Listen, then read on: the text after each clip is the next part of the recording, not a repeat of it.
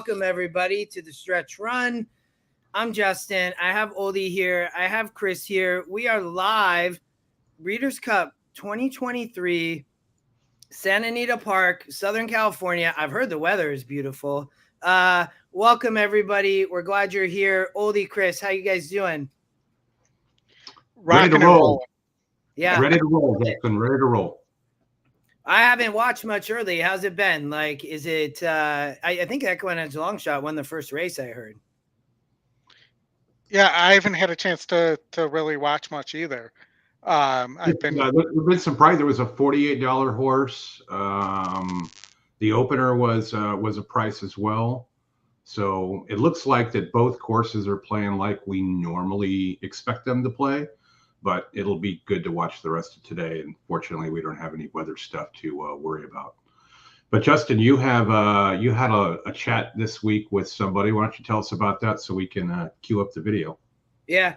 So I talked to Mr. Matt Dinnerman, great race caller of Golden Gate Fields, soon to be race caller at down in the South in Arkansas, right at Oaklawn Park. So him and I spent a little bit of time yesterday for viewers, and Razor will be around Mike in a little bit. Like we're trying to figure him out. Yeah, maybe in a little bit. But Matt and I talked about race 5 here, Chris, at Santa Anita Park, the first Breeders' Cup championship race of the day. This is the one he said he wanted to cover. So I was like, okay, great. So we have the $1 million Breeders' Cup juvenile turf sprint. Him and I had a great conversation. So we would love for you all to hear that. We'll cut, here. You're nobody going to know the difference because they're just going to think it's Matt and I talking live. But he is calling races at Golden Gate today. But we will go there, and we will be here for everybody, but you won't really know the difference. Hopefully. So we're going to talk, the upcoming sound, Chris.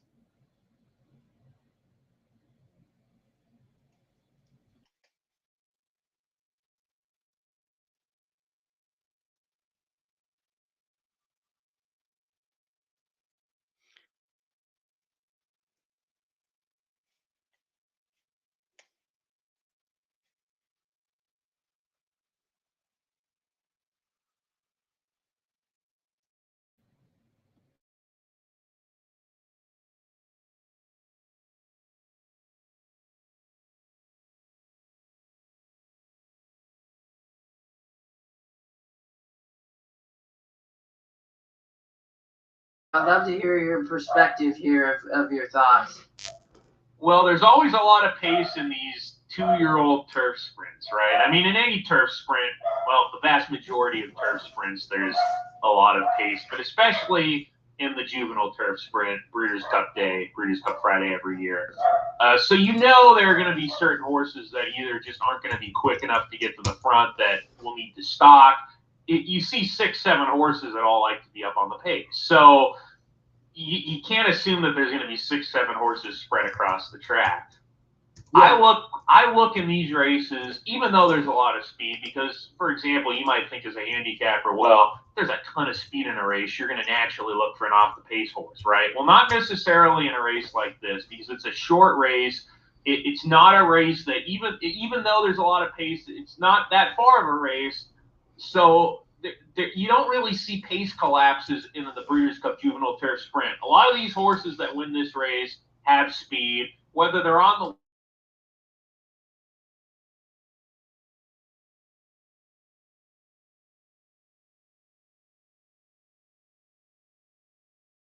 the very a lot of people, and the replay indicates that this colt has a lot left in the tank. I also look for horses with tactical speed, and I like Slider in this race a bit. I don't like his post at all, but I think there's room for him to grow sprinting on the grass. If you watch his replay last time out, he was trying to lug out. He swung about 7 or 8 wide, turning for home, and re-rallied and won. And he had no right to win that race after blowing the turn. And the second place finisher was not stopping.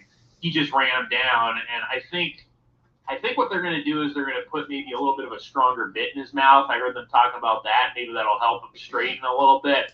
But I think this horse is going to get a good trip off a really fast pace, maybe just sitting a length off. It's going to be right there. and I think he's got some good finishing ability, and he galloped out great. He was green in his last race, like I said. So I like Slider in this race, but I think No Name X, looking at his resume and watching his replays, this horse is a lot there. I mean, this horse is winning his races easily. And 2 starts ago, he got a clear lead, everything his own way, didn't go fast at all. But last race, he went fast with pressure and still drew off and won for fun. So Crimson Advocate, the stablemate who actually won the Queen Mary at Royal Ascot, 4-1 on the morning line, along with No Name X. I think No Name X is going off favorite in this race. So just a couple of just starting topics to discuss some of those main contenders. Yeah. I mean, the system, it's interesting with Breeders' Cup. It does a lot of crazy stuff because you don't have all the greatest foreign data. It's coming, but there's a lot more. I mean, I think it's interesting. It has no way match, but I think some of these Euros that I'm hearing, okay, they're going to show speed. They've been just racing straight on a turf course, so they're going to be able to race around a churn. I'd be curious on your thoughts on that of the Euros, like this race versus others, and how the Euros are going to come in. EquinEdge identifies Cherry Blossom and both Valiant Force as well. And give me the Beat Boys, the 5. I mean, these are all invaders that are coming in as its top picks. When you look at the win percent, there's Slider, in the 2 and 11, they're your top 2 win percent. So, wow. I would, in this, I rather ride him for Weaver. This horse looks to be really good, like you said. I mean, the system's calling it out. Slider, this horse is going to have to really improve, from an SOR perspective. That's a big jump that Slider's going to have to make. Kudos to Barrios. He's been riding great. I mean, he's found a home at Del Mar, obviously, in kind of Southern California. And he's, I watched him ride at Gulfstream for a long time when I think he was an apprentice probably. So I always applaud him. He's a great turf jock. So this horse is dangerous. I mean, he's great on the turf. So what are your thoughts, though, on the Euros? There's a bunch of them here. Big Evs, a lot of people are talking about. Cherry Blossom,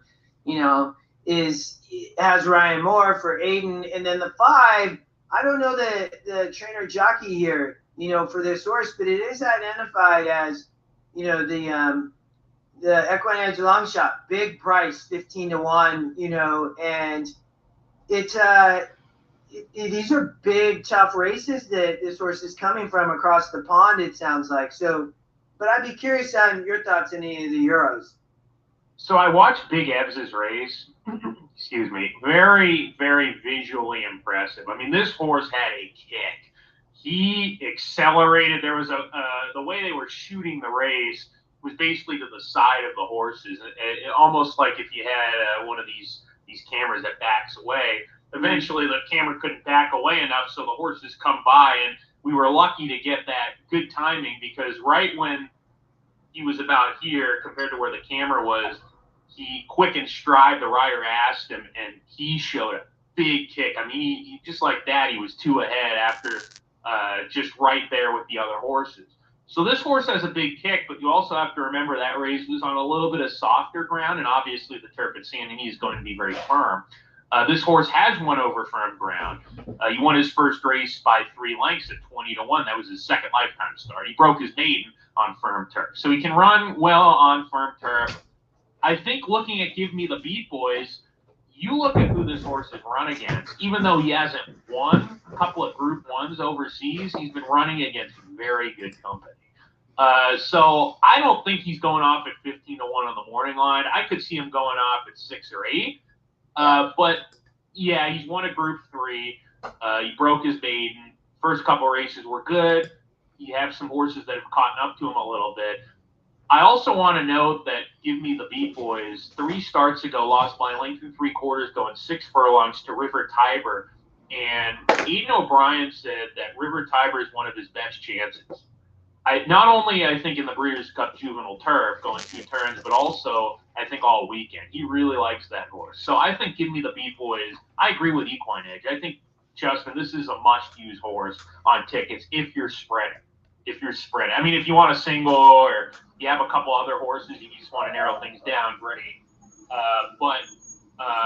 I to be honest with you, I might single this horse, to be honest. Like, but I don't know yet. I still need to get there. I mean, I've looked a lot at this race. I have not fully looked at the sequence. I probably will play it, and then we'll talk about that on the show. But I appreciate you. I haven't put it together yet, but I think this horse is really dangerous. I mean, you know, I was taking some notes, and I appreciate you sharing. You're like, I mean, a great handicapper, and you know, I love turf racing. It's one of my most favorite things, and you know, I just love it. And those are tough races that Gimme the Beat Boys is coming out of. I mean, you know, so I could see, you know, this being a potential shipper. I mean, this could be the one that comes in and does it. But I like him more than I like the stablemate, Cherry Blossom. And Cherry Blossom with Ryan Moore. And maybe that's why he's lower on the morning line, simply because Ryan Moore's been riding this horse, and he's a top rider for Aiden O'Brien. But Give Me the Beat Boys is Shane Foley's mount. I mean, it's not like Ryan Moore had a choice. I mean, he's never ridden Give Me the Beat Boys. Actually, I'm sorry. No, they're not stablemates. I'm sorry. I was looking at the wrong horse. Well, nonetheless, like I said, Aiden O'Brien, he has Cherry Blossom, who's a main contender, and I like Give Me the Beat Boys more, is basically what I should be saying there. I was thinking of a River Tiger. That's why I was comparing them as stablemates. But nonetheless, so cross that out. But Give Me the Beat Boys, I like him more than Cherry Blossom, to be honest. And a lot of people like Cherry Blossom. I like Give Me the Beat Boys more in this race. Any thoughts? You know, Buick comes in on the 10 horse. You can see the EquinEdge picks like the 8 and 10, you know, and then they like the 5. So any thoughts on Valiant Force? I mean, this horse doesn't look, I mean, when you look at the pace, I think to your point, you're going to be on the standing needed turf, right? They're going to be, you know, on that ground. I mean, in going fast, I'm guessing, but it doesn't necessarily mean somebody's going to come off the pace. I mean, any thoughts, you know, on that perspective from just the 5 or even the 10 for Buick? So this horse comes out of the same race. I think he comes out of the same race. Does he come out? They ran against similar horses. No, but they have run against similar horses. Give Me the Beat Boys and Valiant Force. Because Valiant Force, the last time we saw him run, he lost by a good ways, by about 10 lengths to Vandy, who Give Me the Beat Boys only lost by 3 to in September. And of course, this horse here, Valiant Force, hasn't run since August. I give that last race a pass. It looks to me like he's probably a little bit better on a firmer course. Didn't seem to take to the soft going, but he was also 32 to 1. So he was bet like a horse that, you know, the punters didn't feel this horse was a main contender in that last race, and he wasn't. He was also 150 to 1 when he won a Group 2 at Ascot, which is absolutely ridiculous. Hey, that occasionally happens at Golden Gate, though. I've seen it happen. Every once in a while it will, yeah. I called a 99 to 1 shot when I think it was a 12-horse turf race. Yeah. But anyway, in Valiant Force 3 starts ago, lost to Give Me the Beat Boys pretty. I mean, he was soundly beaten, but that was also in May. I mean, these horses, they get older, they peak at different times. That's one thing about the 2-year-olds that's tough sometimes, you have to remember, Justin, is some of these guys and gals, they're precocious and they don't get any better. Others steadily get better. Some just out of the blue, they just, like overnight, it's like they're a new horse. So you can put some stock into the fact this horse was well beaten by Give Me the Beat Boys in May, but at the same time, he's taken some time off since that last race, and if he's here in the Breeders' Cup, he's going to be fit. I don't love him. I don't love the post. I think he needs to improve. I like your angle with Give Me the Beat Boys. I think numbers 4 and 5 for the Euros, those are the two that I am interested in. Yeah. So who are you? So are you really on Irad and no name Mets here? I mean, or Slider? I mean, you think they're just going to hang on from a pace perspective? I think No Name X has proven one thing in his last race, which is that he can deal with pressure. because 2 starts ago, like I said, he got everything his own way, and it was like, well, I mean, he won easy, but he got everything handed to him. Last time out, that was not the case, and he drew off and 1 gear down. So he's got more there, more in the tank. He's shown that he can deal with pressure. Slider has shown the ability to rate and run a good race, as we saw when he broke his bait. So both of these horses have versatility. Again, Slider's got a bad post. When you break from post 11, you've got to run a good race to win going 5 on the grass. No doubt about that. That's a problem, the post position. But that's his main problem. I think he's fast enough to be very competitive, even though maybe his numbers don't suggest off his last turf sprint.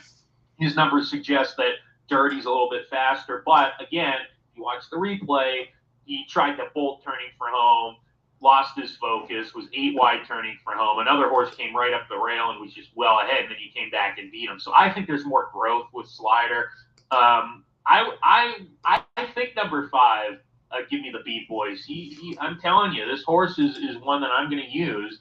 Those are probably my top 3 in here. I don't see Give Me the Beat Boys going off at 15-1 like the morning line, but I think this is going to come down to a horse who's got speed and can finish and can deal with that versatility.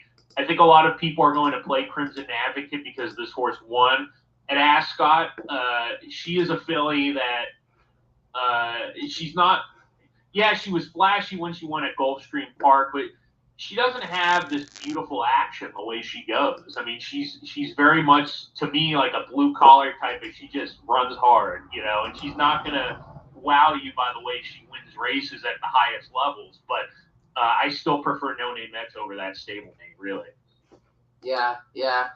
Well, it's going to be a great one we have coming up. I appreciate you taking the time. It's been awesome. As we depart, do you have a bet in this race?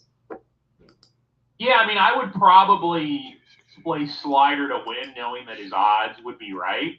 And I know that the odds aren't nearly going to be the same for No Name Mets. Like I said, I think No Name Mets is going off at 7-2, probably in this race, is a mild favorite. 3-1. I mean, this horse could get more play just because the human connections. There's Alex Bregman. The fact that this horse is being well touted heading into this race, but if this horse is anywhere under 3-1, I think it's an underlay because I think it's a really competitive race, and Trip's going to make the difference. Break's going to certainly make the difference. I would bet Slider to win, and I'm somebody who likes, if I'm playing, to play doubles, triples. This is a race I probably would go 3-4 deep, and then look to maybe narrow things down in another race in a double or a pick 3. And then I would probably do an exacta box with Slider, Give Me the Beat Boys, and No Name Mets, and maybe even key Slider on top if I want to look for some value. So that would sort of be what I would be looking for. Big Evs was very impressive, but over soft ground, and as one of the favorites, maybe you try to beat a horse like him, knowing that he's going up against some really fast horses that.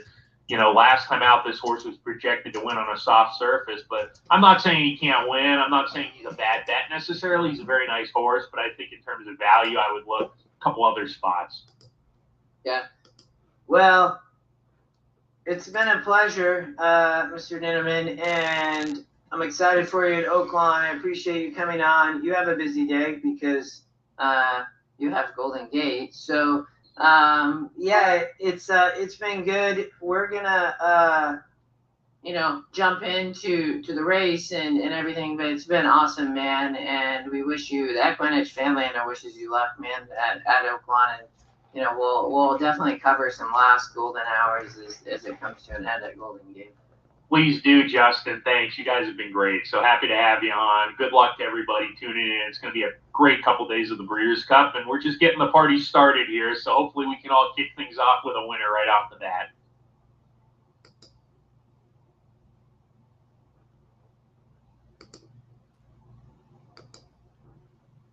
Excellent there. Thank you, Justin, for that interview, for talking to Matt for us. Yeah, sorry, I was on mute. I do agree too. Daniel, you're awesome, man. And I get the pick 5 starts in 9 minutes, so we will go there. I think Matt was generous, and we actually have another video to show of him to talk about his time at Golden Gate and then transitioning over to Oaklawn Park. So we're huge Golden Hour players. Always, love the West Coast racing. So, but hey, man, yeah, pick 5 in 5 minutes. He's my boy, dude. So we love to have him on. So I get it. You want to talk pick 5? Here's my exacta. I'm playing an 8, 10, 11 exacta box in this race. Oldy, do you want to talk your pick 5? I know you have a play here. People are asking about it. We have the race in 5 minutes, and everybody wants to talk pick 5. So why don't you give me... Let's go ahead. So pull up a pick 5. The budget, unfortunately, was more than... But with You're singling the 2 in race 4, I heard, right? Yes, and I'll explain that single in a minute. So give me your you have 1, 2, 9, and 11 in the first leg. Yes, 1, 2, 9, and 11. Why can't I not? And the one just scratched. Oh no, yeah, you're right. And everybody, I get the 5 scratch. That was my single, so that's why we talked about the 5. So I do understand that the 5 scratch. So 1, 2, 9, and 11. Okay. 1, 2, 9. You're not using my 10. Okay. Nope. And then we'll regenerate. What was the second race? Second race 4, 6, 7, 11, 12. And just so everybody knows, the average price is in the last 5 runnings of the juvenile fillies has been over 20 to 1. You're talking about race 5. Yeah, so that's why I'm spreading there. I'm keeping tomorrow, but I'm getting rid of some euros that I think are going to go off at low prices elsewhere. So I'm 5, 7, 11, 12, 13. And I said this on Scotty's stream that I'm the 2. No, yeah, it's adding way too much stuff. Now I'm singling the 2.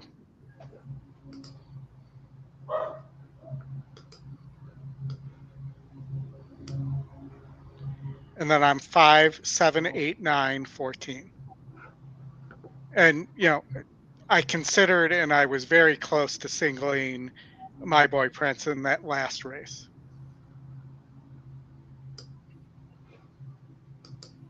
All right, there's all these pick 5. Everybody wanted to talk pick 5. So all right, so let's talk about the single. So the single in race leg 4, is Prince of Monaco, the Baffert top EE pick, top win percentage, has already dusted Muth, the 10 horse who is equal on the morning line. I watched an interview with Baffert where he said that he is confident that Prince of Monaco will get the distance. He's not so certain about Muth. So there was that. Also, you'll see an interview from Matt from Armchair Handicapping talking about his velocity data, and his velocity data puts Prince of Monaco at a cut above all these other horses. Basically, Prince of Monaco is traveling faster at all 3 points of call than any other horse in this race. So, in terms of velocity rather than a pace measurement. So those were the reasons, and if I go into the E data as well and look at, a top win, top pick, when the 2 are a combo on the dirt, that's winning at 40% of the time as well. So that is why, for me, Prince of Monaco was a single. Yeah. Chris, any thoughts? We got about a minute, so I'll flip over to the video. Good luck. I'm playing 8, 10, 11 exacta box. I'm not playing the pick 5 because I was going to single the 5 here. So, Chris, any thoughts on race 5 at Santa Anita? Yeah, 1, 2, 6, 8, 9, 11 double. And I'll do that heavier some numbers than the other to the 7. I also you're playing into the 7 in the next race. You're playing into tomorrow. Yeah. Yeah. Yeah, I see it. I think the source can be insanely difficult. Might be the chalk of the weekend, to be honest. I think just FYI is very dangerous here. Would be my comment. Tough post though. Tough post. Yeah, I'd also say that the all turf pick 3, which also starts in this leg, may pay more than the pick 5 if you get Tamara in race 6. So just keep that in mind too. I singled No Name Mats in a small one here, but I knew there was a risk to start off with. I knew I could be out leg 1, but made sense to try to get the single there and spread elsewhere. Sorry, my cell phone ringing. Also say on Big Evs while we're waiting for them to go to the gate. Big Evs certainly could win, but as I mentioned in the it's a gorgeous day here at shows, so straight running Euros who have not run a turn are 0 for the Breeders' Cup sprint, juvenile turf sprint. So 0 for 7. So just keep that in mind. I know we're going into the gate. Having experience running a turn doesn't seem to matter. Santa Anita, it is Frank Maricotti with the call of the Breeders' Cup Juvenile. You guys all here okay? Thank you very much, Todd. We just saw Tiger Bell go into the gate. Here is the aforementioned Big Evs taking up his spot. Calm and cool. Starlust comes up. 2 more left to load. Shards. The orange colors.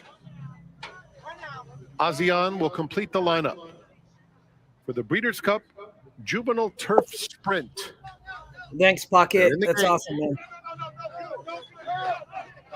Some movement inside. Crimson Advocate, a little feisty. We're going to see. Are they going to go like 22 or like 21 something? I'll be curious if I've had flies. And they're off. Well. Committee of 1 is very quick. So is Slider. And down at the rail, here's Crimson Advocate. Tiger Bell is up and on the pace, as is Big Evs. No Name Mets is off the pace today, 4 lengths off the lead, followed by Shards. And outside of Shards, I knew Committee of 1 who broke well is suddenly 7 off the pace. Starlust moving through inside amidst waves. They are followed by Valiant Force on the outside of Cherry Blossom, and ASEAN is at the back of the field around the far turn. And it's Crimson Advocate just in front, it on that about turf. A half length to Big Evs, pressing in second. 3 to Tiger Bell third. No Name Mets is on the inside of Slider, and they're followed by Starlust and Shards coming toward the 8th pole, and Big Evs on the outside. Who's flying? Look at the 10 is rolling. Close strong ground. Crimson Advocate along the inside. We're going to be Cherry tough. Blossom has surfaced later on the far outside. Valiant Force is flying at Big Get up, Evs. 10. Big Evs, Valiant Force. Big Evs has won the Breeders' Cup Juvenile Turf Sprint over an oncoming Valiant Force. And then for the minor awards, Starlust was in that battle along with No Name Mets and Shards. Flying, man. Ireland is on the board of first. The Irish bred Big Evs, having raced over in England, comes to the United States and takes the first Breeders' Cup championship race of this 2023 edition. And early on, Rishi, you knew big things were going to happen because Big Evs broke with the early pace. He broke with the early pace, and although he probably had to use a little bit of juice and petrol to hold that spot, he then settled into a great rhythm. I don't think he actually cornered perfectly, but he cornered well enough, and he was in a good position.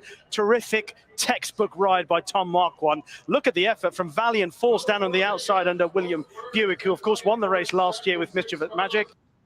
Well, I thought that Tim was going to run there. I mean, I was playing the Euro 8 and 10 with – I did like the call in the 11 when I talked to Matt about it. Like, I thought that horse might hold on versus the 2, but – man, Big Evs was the one, guys.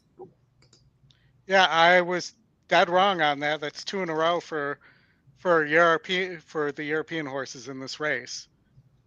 But I was dead set against a horse that I thought was going to go off as a favorite. I thought that was a spot I could beat a favorite there, and ended up going off at the second choice. But I had a feeling the George Weaver horses, only one of them would go. And I thought they would try to rate Crimson Advocate, not No Name Mats, who had already proven that he couldn't rate. Yeah. No, I'm with you. I mean, I like the 10. That's going to be a great exacta, Jared. I was trying to pair the 10 with the 8 and 11, man. I mean, that it was the will pays, I'm sure were perfect, but doesn't happen. But I mean, Euros come pretty much 1, 2, 3, right? Starlust was shipping over too, if I remember. But I don't remember. Yeah, but you're right. You're right. Yeah. I mean, 1, 2, 3. So obviously they went 43 something. I mean, they were like flying. That's pretty wild. I mean, the 10 was so far back. It's just so far to come from that far back, even though, the pace. But yeah. That horse was talked about a lot today in the chat, I think. And I think a few people hit that one. All three of us found ways to avoid it. And, yeah, I was on the other Euros, but there was a lot of talk about that horse. I talked with Matt about it a little bit, and that was the horse I heard about the most from the Euros going into that race. But I played against it, so well, I mean, it's it's going to be a great day of racing there. I mean, it's beautiful. It's perfect weather, which is awesome to see. Yeah, so that sounded like something crashed in the background there. that was what we got? We got Breeders' Cup race number 6 in about 30 minutes. So, I think our goal here, just so everybody knows, is over the next couple of days, we'll show some videos. We'll talk live. We're going to heavily just cover Breeders' Cup. We might segue a little bit to cover Golden Gate or something, but it's we're going to try to stay focused here and just have a lot of discussions on Breeders' Cup. To be honest, there's such great racing and everything. I mean, for Oldy, are you in a situation like that and you're playing against? I mean, are you playing the pick 4 back, and are you just going to single the 2, or what's your thought process? Yeah, in this case, I felt good about horses in most of these races, so I might narrow a little bit in race 6. But for the most part, I feel like I want to play this back. $75 to play it back. The pool is going to be large enough to support it. Is that the right one? You got the wrong screen up. Hold on. Yeah, I see. But yeah.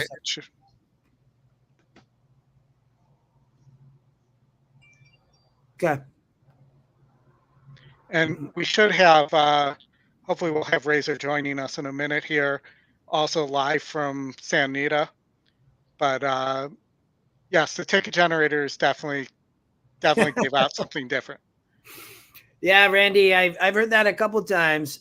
Jared, it was the long shot in Buick. I mean, he was live there. I was with you, man. I just wanted the 8 or 11, not the 4. But Randy, it's for sure different. I think you're going to see it function a little bit different, I would say. I think a day like this is always really interesting because it's just not something we play every day. We don't play Euros shipping in from running a straight race on the grass in a juvenile race that they're going to compete now against these U.S. horses that have been sprinting at Belmont, Saratoga, or Gulfstream, or Santa Anita for that matter, or Del Mar, right? So you see all types of stuff. I mean, it's why we love it. To be honest, as a horse player, I think this is why you play the game, is for days like this. For me personally, right, guys, like Breeders' Cup is what I look forward to. It's not Kentucky Derby. Like, I look forward to playing the Breeders' Cup every year. Yeah, no, I enjoy the handicapping challenge of the Breeders' Cup. Yeah. That aspect of it, it's a challenge, and having to mix the turf, the dirt, as well as the Euros, the Japanese horses. It's a lot more fun to handicap. Yeah. All right, let's jump. I'm all for. Let's jump into race 6. We got about 30 minutes. So, the talk of the streets on Tamara, this horse getting crushed at the window, y'all, 3-5. I mean, Mike Smith, right, jumps on. I mean, I've heard a lot of people talking about her, and I mean, it's impressive. I mean, she's one of the impressive ones. I talked with Scotty about her last night for a while. Chris, Oldy, I think Chris, you have an opinion here. I'd be curious to hear your thoughts on Tamara. I'm all in on Tamara. I'm not playing these Friday races too heavy at all. So I'm going to take Oldy's pick 4, and I'm going to single the 7, and then I'll take his race horses in race 7. I'll single the 2, and I think I'm just going to go with the 8 in the last. I think it's a nice horse. I just think the 5 could go gate to wire there. And the 14, so look at the run lines on the 14, who's no longer in the 14 post and has a much more decent post. That might be a super horse, because that horse is making 7 wide and 10 wide moves around the final stretch and the final turn and getting home.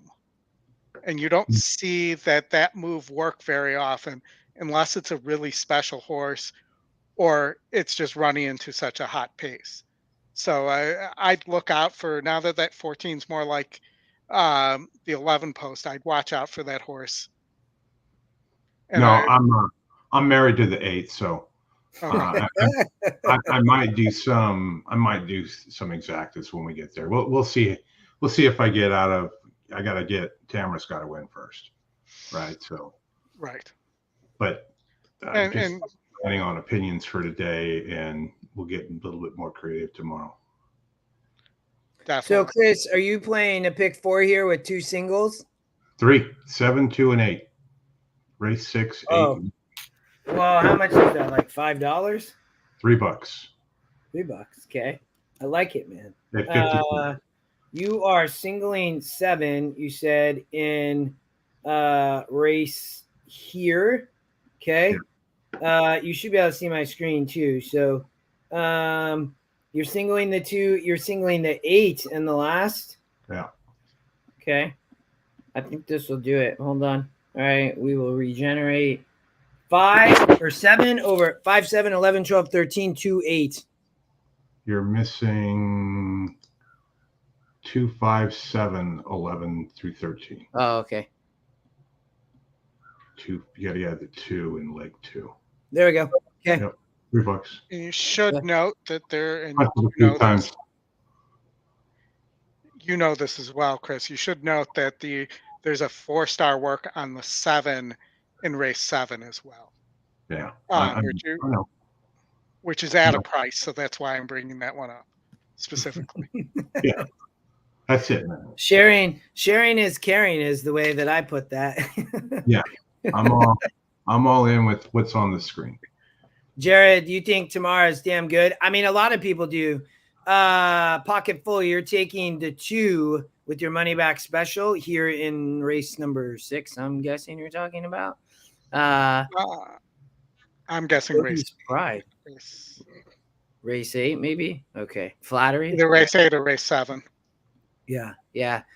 I mean, the word on the street, I mean, Oldy, you're spreading here, though. I mean, going back to your ticket for a second, you're spread rather big time here in the first leg. And, so I like that we get to do this. I kind of like the way that we didn't talk the pick 5 the whole time before, because, we can talk about some of these races now and what we see in these sequence. I think I would tell everybody the way that I try to play a day like this is, try to play with some amount of confidence and have like a decision, right? So the 7 horse there has a 4-star work in race number 7, Gala Brand, correct, Oldy?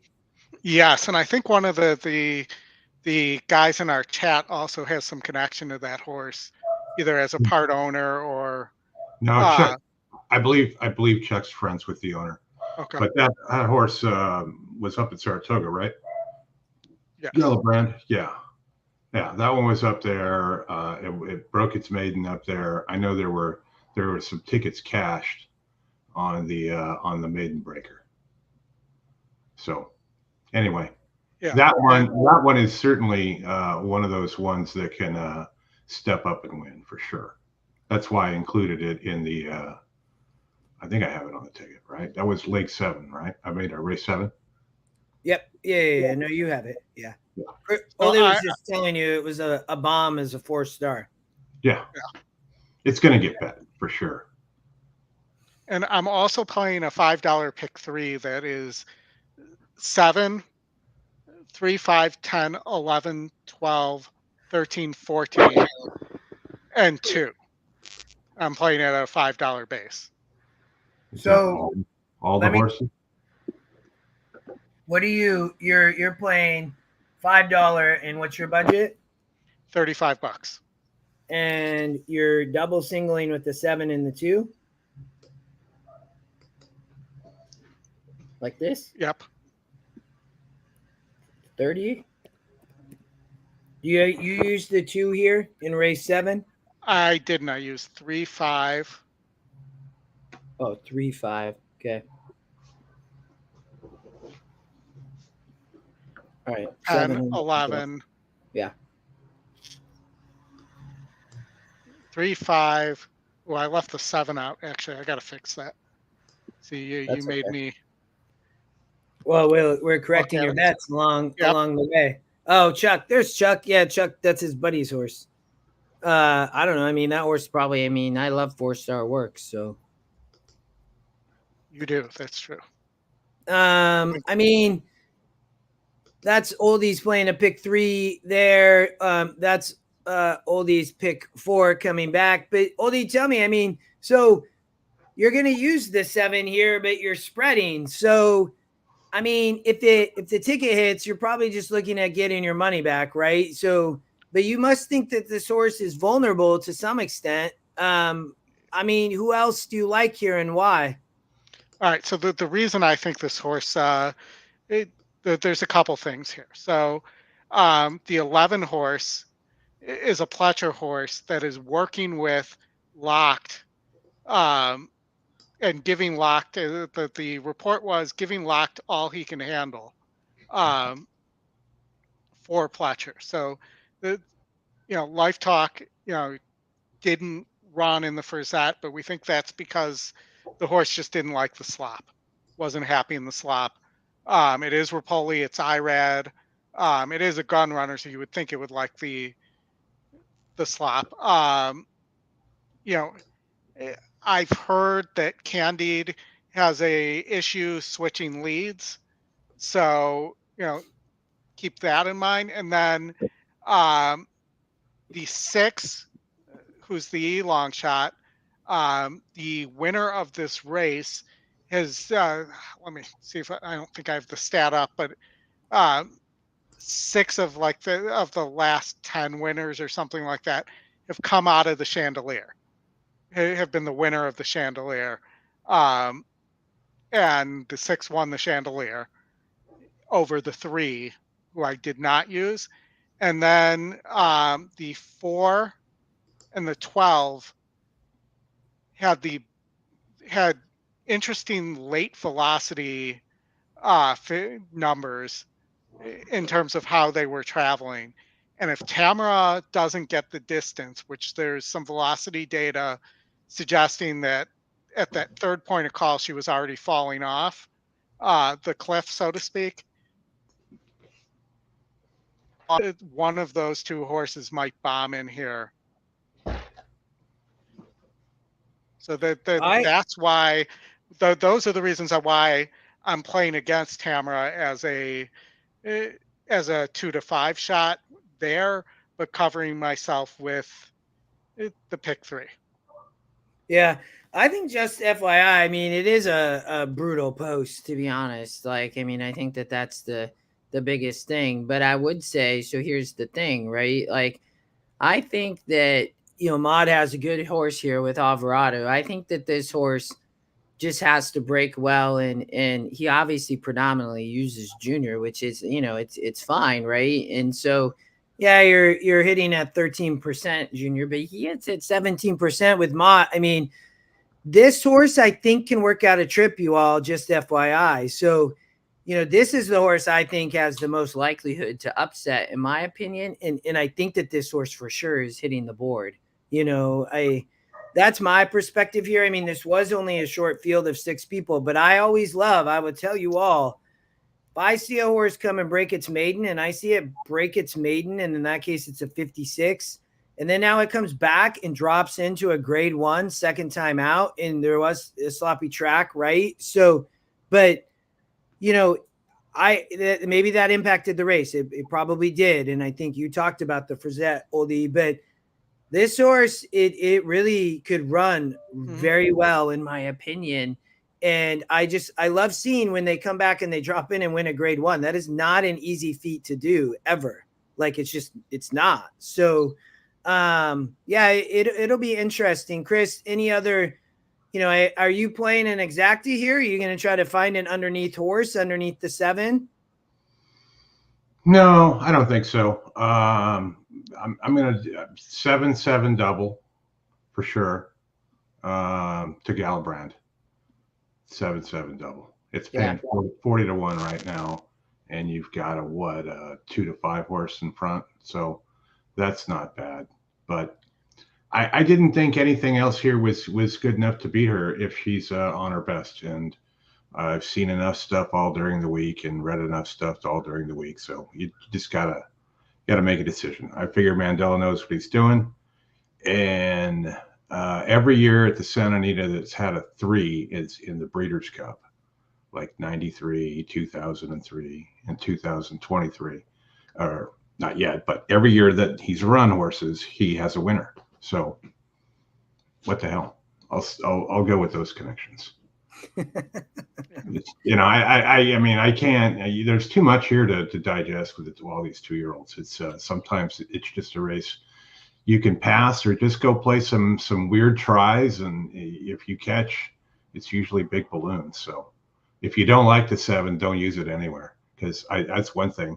I think she either wins or doesn't show up at all, and it's a mess at the wire. She could run 4th. Yeah. I'm on the 12. Like, I'm gonna try to beat her. I'll save with a 7-12. But those are the 2 that I'm on. I think that the 12 is gonna run a big race, and the one I think is interesting. We might cover some Golden Gate River Pond. I don't know if we'll do it here just because we only have a couple minutes, but I think we'll have a lot of time in between races. Yeah, Karina, I think the one horse is a little bit interesting. I thought for sure. I think, is going to be on the rail, right? And you have Luis Saez, who's a very capable jock. This is the top EquinEdge pick, and it's the top win %. So we have not talked about her at all, to be honest. And when you dive in, right, same thing, from win a maiden, drop into a grade 1, right? And did that at Keeneland and did it, stalking off the pace. I mean, this is a very dangerous horse, I would say. And from a GSR perspective, has a 99 GSR. It's a little interesting, not getting much love because Tamara's taking so much money. So it's a good call, Karina. I mean, you look at Luis Saez, hits at 22% for Top Fletcher. They are just great connections together. I mean, this horse, I'm probably overlooked a little bit, I would say. I mean, Oldy, Chris, thoughts? I mean, this horse looks like a player for sure. I'm a little concerned about what I'm hearing and seeing on that horse. I think it got a perfect trip there, but as well, that the Fletcher describes this horse as very green in his interview. And I've learned to listen to these trainers when they say things that are not entirely positive. It usually means it's more negative than what they're saying. So that's my concern on Candide. I like Candide. If Candide runs his best, I think Candide's very dangerous.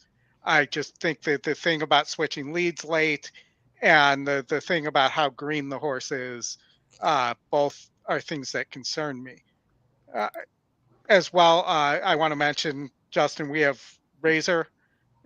Oh, is he here? Ready to go. Yep. Sweet. Live from Santa Anita. All right. So we told everybody, man, it can be a bit of a different show. Like we're gonna bet horses, but we're just gonna focus on Breeders' Cup. And so many of you all know Razor. I mean, such a great dude. We've had him on the show before. Huge supporter of EquinEdge. But the cool thing is, Razor has his own show now, man. He does his own thing. The main thing I will mention is, and Razor, welcome, buddy. This guy can handicap friggin' sports or horses or anything, but he is the real deal in baseball, brother. You crushed the baseball playoffs, man, and how you bet that stuff. And I love that you join us. How's it going, brother? Thank you, man. It was a big NFL or MLB playoffs. We won about 78 units. So Dude. that paid for my trip here. Yes. It's a beautiful place here. It's my first time here, and it's a beautiful track. The paddock is beautiful.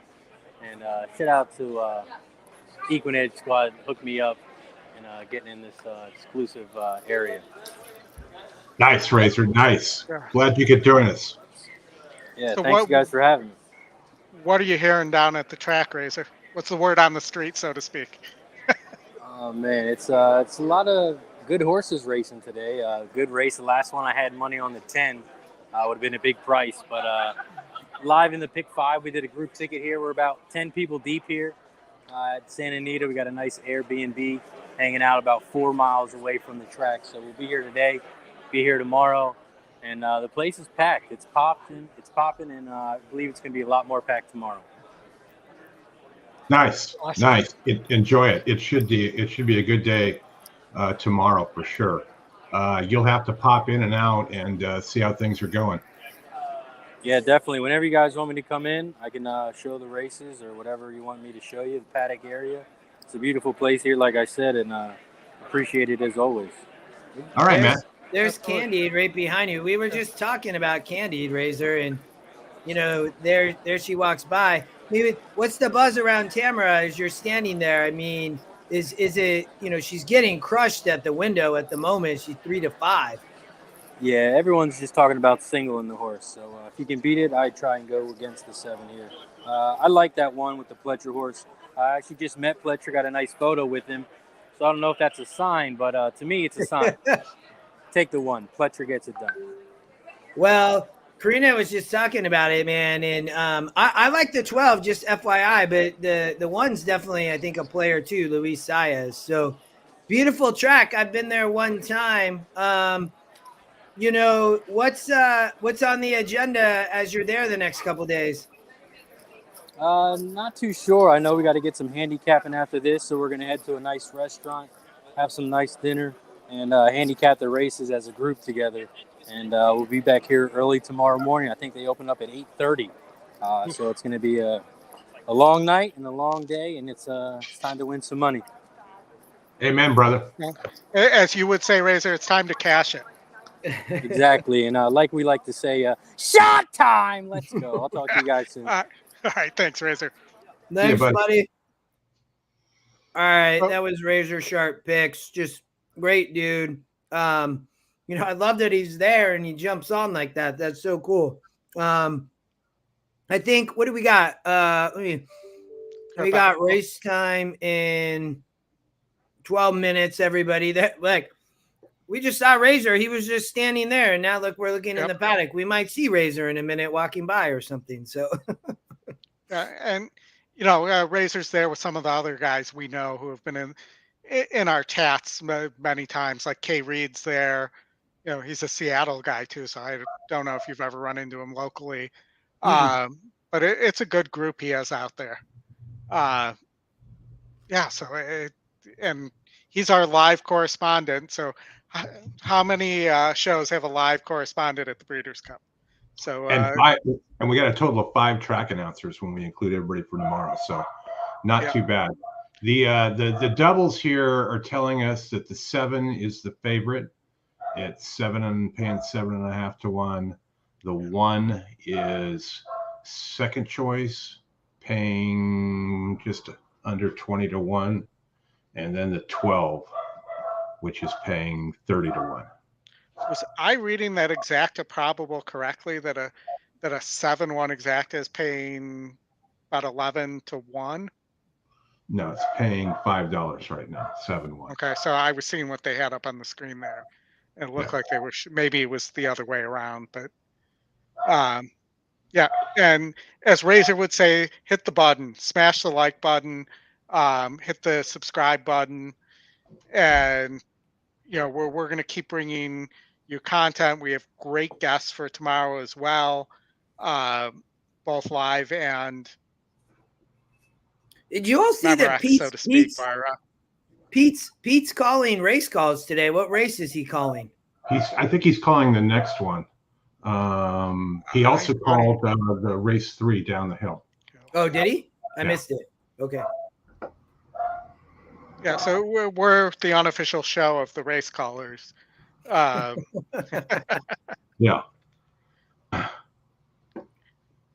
Jared, it looks like, has a pick 4 there. No, that's a pick 3, I guess, Jared.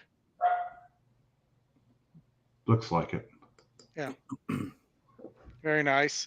What else do people like? Give me some reasons why I'm wrong here, guys. Even though I'm sure I'll be wrong more than I'm right. Candied. There's if you read too much, sometimes it's overwhelming. The horse hasn't run that many times for me really to give it that big of a label. It's only twice. It's been around 2 turns, so it's got that going for it. If you like the one, I mean, you're getting 7-2. I would tend to either stick with. I'm sticking with Tamara because that's who I think is going to win the race. But I guess there are other options that people would have that would be turned off to Tamara. But if you want to look at what the exactas are paying, I'll give you those right now because it was 7-1 was $5. The next shortest price was the 12-7 that was 10-1, and then it looks like 7-6 was 24-1. So if you want to work around that for exactas, or if you want to throw the 7 out, if you throw the 7 out, you can get some nice prices, especially if you play it at like a $5 base. What's the deal with this 3 horse? I mean, this is, another Fletcher, right? But the 3 Oldy has been working with Candied the 1. So, what's the story? I mean, you got Candied taking, although Candied, you're getting appropriate value for anybody from that perspective. You're getting nearly 7-2, and EquinEdge says it should be much closer to 5-2. So if you like Candied, if I'm in a tournament, you all, right, and I'm playing BCBC and I like Candy, I'm getting massive value here from a bet perspective. So, but what about the 3? I mean, this horse is out working, the 1 horse. Yeah. I just think overmatched. I mean, you're trying to break your maiden in the grade 1. Yeah. I mean, that's how many have tried it. I don't know. I don't have the stat on that. I'm sure the algorithms don't either. So I just think it's too much to ask. And there are other horses with more experience that are better. And it's kind of down in there on the inside. So if something funky happens in the run for the turn, a greener horse like this could get shuffled too much. And has had some start trouble as well. So there's that too, and it's kind of in the middle of where we'd be concerned if it was a quarter horse.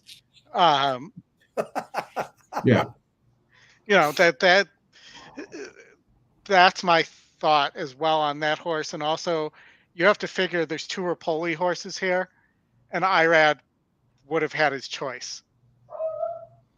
Yeah, I don't disagree with you. I know we're 1 race in, but any thoughts on what the odds are? We'll have an inquiry and a disqualification.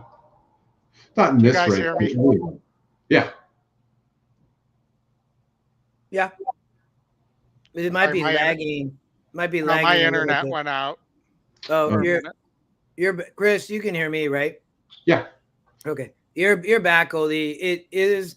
There for sure is some extent of like a lag in general, maybe, but I think it's just because it's just a lot of traffic on the internet, and we got all types of stuff going on. I mean, we were jumping between screens, showing races. We got live correspondents jumping in. I mean, what better can you ask for? So, wow. I just did an update for race 5. Thanks, Bill. Good luck, brother. For the BCBC, and Dylan Donnelly is in first and second place. Oh, what did he hit? Like, do they show the plays? Do they? No, they don't show him till after. But that's a bummer.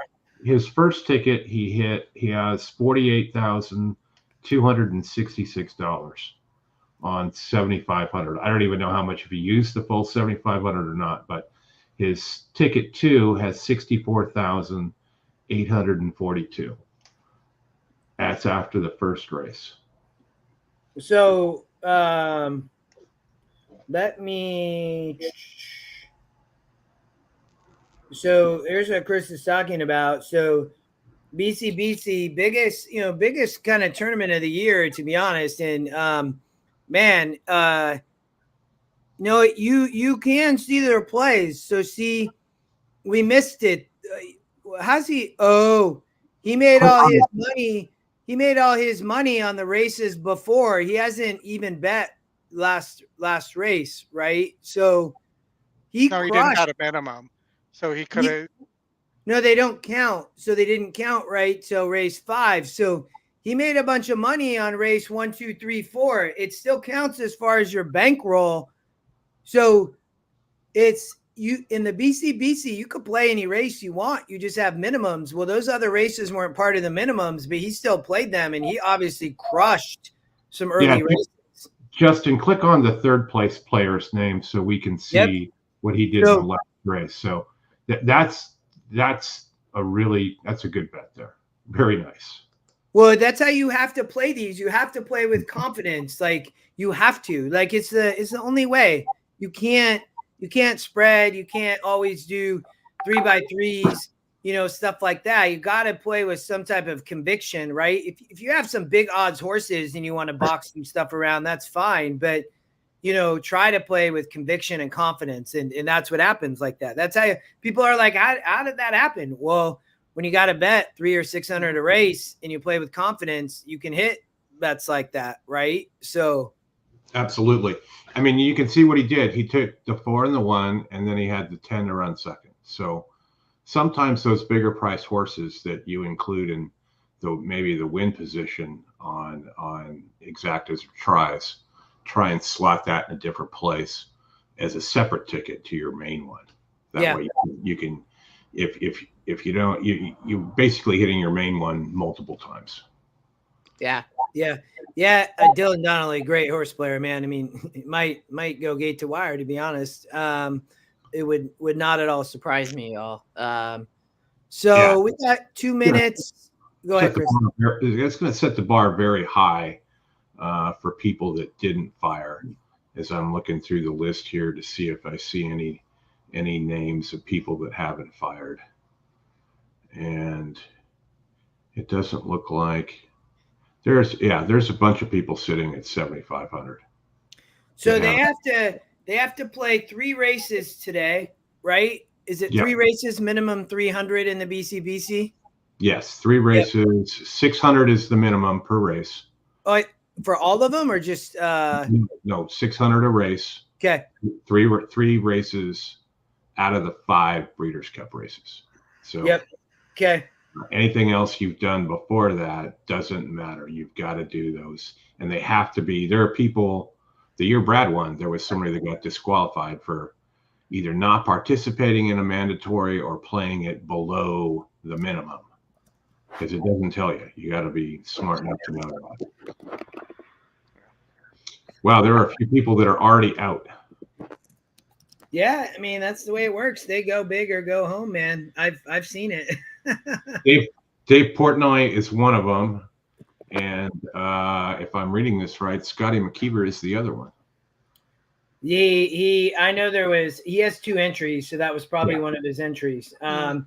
He liked a horse early, I know, and it did not win, so that would be my guess of what he did. And that's what Dylan probably played very aggressive. You got to hit him, else you're going to 0 really fast. So it's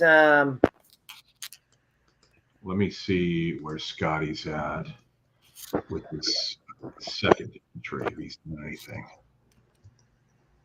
I'm only finding 1 match for Scotty. I know he played 2, unless he changed his mind. But I'm gonna get the sound for you all because We about I to think go so. again. I think she has another move forward. I think, Hayden, when you have 1 minute. a Hall of Fame horseman like Bill Mott, who Well, once here, he okay. establishes a horse's talent, Yes. they stay at that level or they get better. And for her to win first time out from his barn already speaks volumes. I agree. I think that she has naturally shown that talent right off the bat and then came back in the Frisette. That's an unusual move for the Hall of Famer to go right from a first time out maiden winner to graded stakes. But I also think that you have to remember it was a sloppy racetrack that she seemed to relish where others didn't. So she does have to prove that she can run as well as she did last time on the fast track today, which is very different. But I love the way this filly's coming into the race. She has looked tremendous in terms of her preparation and her morning work. And it would be a mistake to discount her in this field. 6-1 seems like an awfully good price. I think the post position hurts her a little bit, and I think some of the others from the outside as well. You know, she probably has the speed to be fairly close. The 10 horse Accommodate Eva, similar scenario. She's stretching out.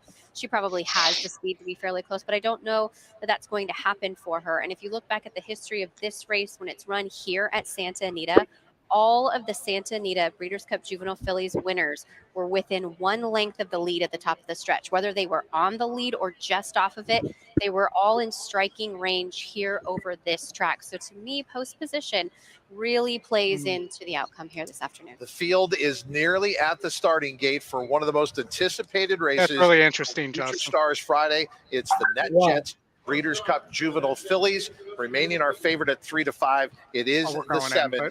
Tamara. All right, as they're about to load, who wins the Net Jets Breeders' Cup Juvenile Fillies? Kate and Bradar. Well, I'm 12 taking in with late Candy, money. but my heart will be with Tamara. Yeah. Same, my heart's with Tamara, but my money is behind Jody's Pride, the 2. She was bred for this moment, and the moment is at hand. Beautiful Tamara bred is horse, at the right? We Breeders' didn't even Cup. talk Her about mother, that. the So I love holder, that. knows what it's like to win on days like today. She did it 3 times. She did it as a 2-year-old filly, taking the 2012 Net Jets Breeders' Cup Juvenile Fillies, and then she won the Breeders' Cup Distaff, not once, but twice. Can her daughter follow in mom's footsteps? We're about to find out. Tamara, the horse to beat, and the Net Jets Breeders' Cup Juvenile Fillies. Here's Frank Miramati. Okay, Todd, odds on. Alt against 3 to 5 Justify for again. Tamara. Where's my ring taking up her spot? Here is Tamara walking up with Omaha Girl. Omaha Girl goes in first. Tamara. And just FYI to the outside. One more. They're in the gate. And they're off in the Net Jets Breeders' Cup Juvenile Fillies. And Tamara breaks out very quickly and goes straight to the front. Bright Work has speed, as does Just FYI. Life Talk is up and on the pace, and Jody's Pride in the white comes through along the inside to be a joint third now, hugging the rail as they move around the clubhouse turn. So it is Tamara, the uncontested leader, over Just FYI in second. Jody's Pride is now third. Bright Work 4 off the pace in fourth. They are followed by Life Talk, who's 3 deep, racing on the outside of Where's My Ring. In between them, Esprit Enchanté, followed by Accommodate Eva. Chatalis was squeezed at Candy the start took a lot of and late has a lot of money, work to sitting do with this mid-pack. stage, steadying once again. Passed now by Candide, who's moving up in between This is going to be horses. very They're followed by interesting in the Omaha stretch, Girl, at least and for me. Scalable is at the back of the field. With less than a half mile to go, it's Mike Smith and Tamara leading the way by 3/4 of a length. Just FYI stalking second. got a break. Work is in third. Then Jody's Pride fourth, followed by Life Talk, who continues a 3-wide journey, 3.5 lengths off the pace. Then comes Where's My Ring. Candide has asked for a bit more on the outside of Esprit Enchanté. Well, And then from the back of the field, now closing some ground, is Scalable. Junior Just looks to be FYI, still somewhat in looming hand, man. large with 1/4 of a mile to go, has run by Tamara. Come on, 12. Tamara trying to dig deep, but it's Keep just going. FYI, the one Yeah, to beat with a keep 4 long way to going. go. In the center of the track, Candide is gathering Get serious up, momentum. 12. and No, Jody's don't let the Pride is one next. get you. Just FYI, Get up, 2 length 12. lead. Jody's Pride running Get a up. valiant one. And on the outside, Get up. Candide just FYI by Get a length up. close to home. Just FYI FYI, Well done, Junior Justin. Alvarado, undefeated champions as they win the NetJets Breeders' Cup Juvenile Fillies. Jody's Pride just missed, and Candy finished up in third.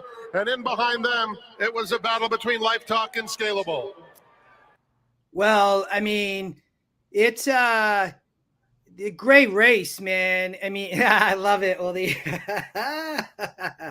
We get 6-1 though, too, man. I mean, set the perfect trip. I had the 12 with the 1. I put a win place on the 12, but you know, the 2 had a lot of, somebody talked about the 2.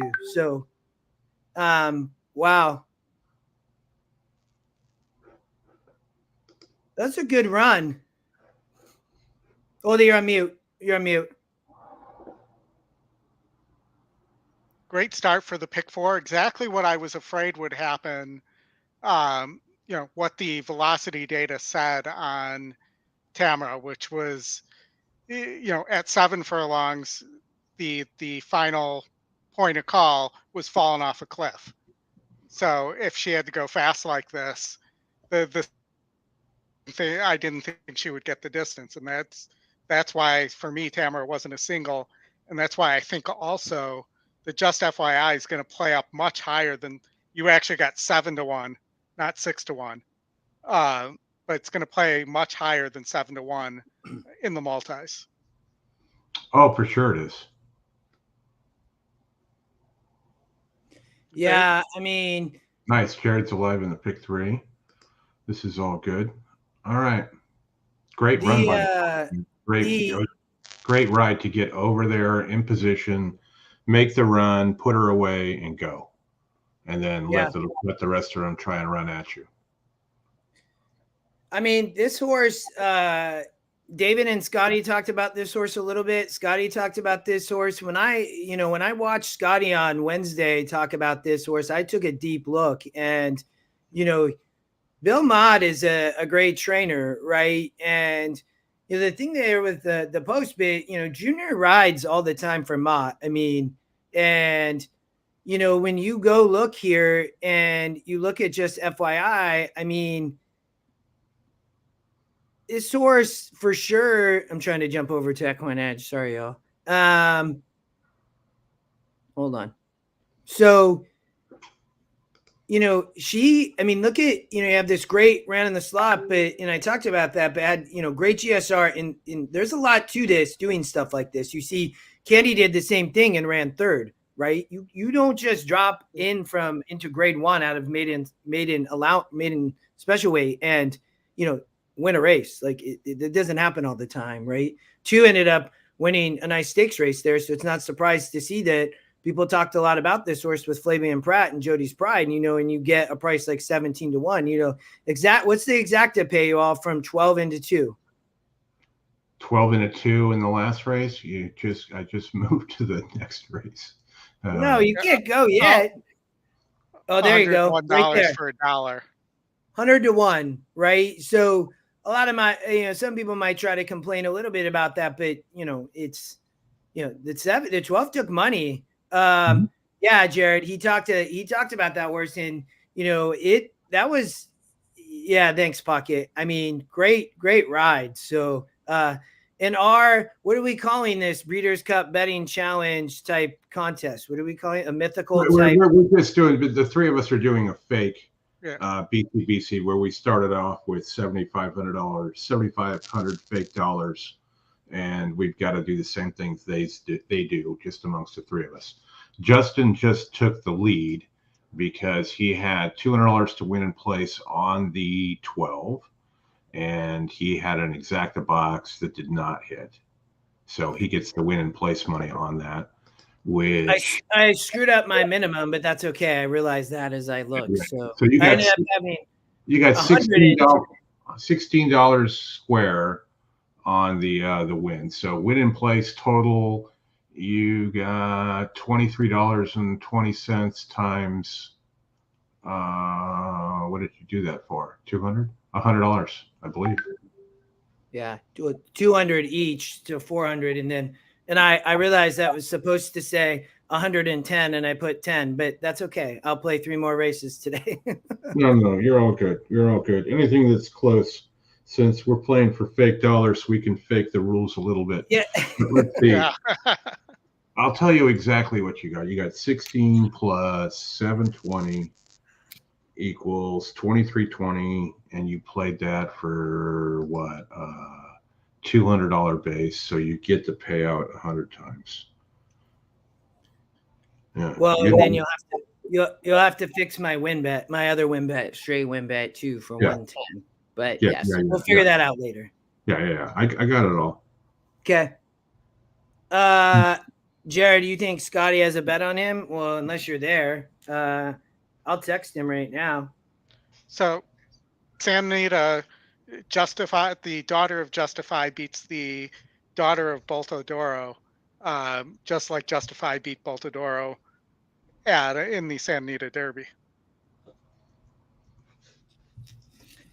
I mean, that's a great break as we watch the race. Look, you cannot get hung wide there, and Junior just does a great job of clearing and showing speed, and then he gets over. He doesn't miss the churn. He gets over. He sits right off the trip. I mean, I don't think you can do that much better, Oldy, to be honest, in a 12 post at Santa Anita like that.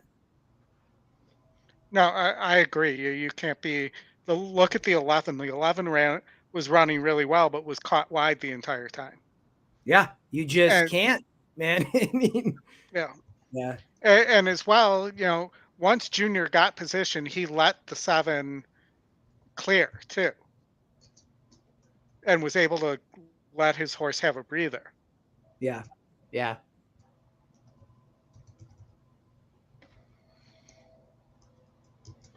All right, there's your updated totals, Justin. That would have paid you $93.30.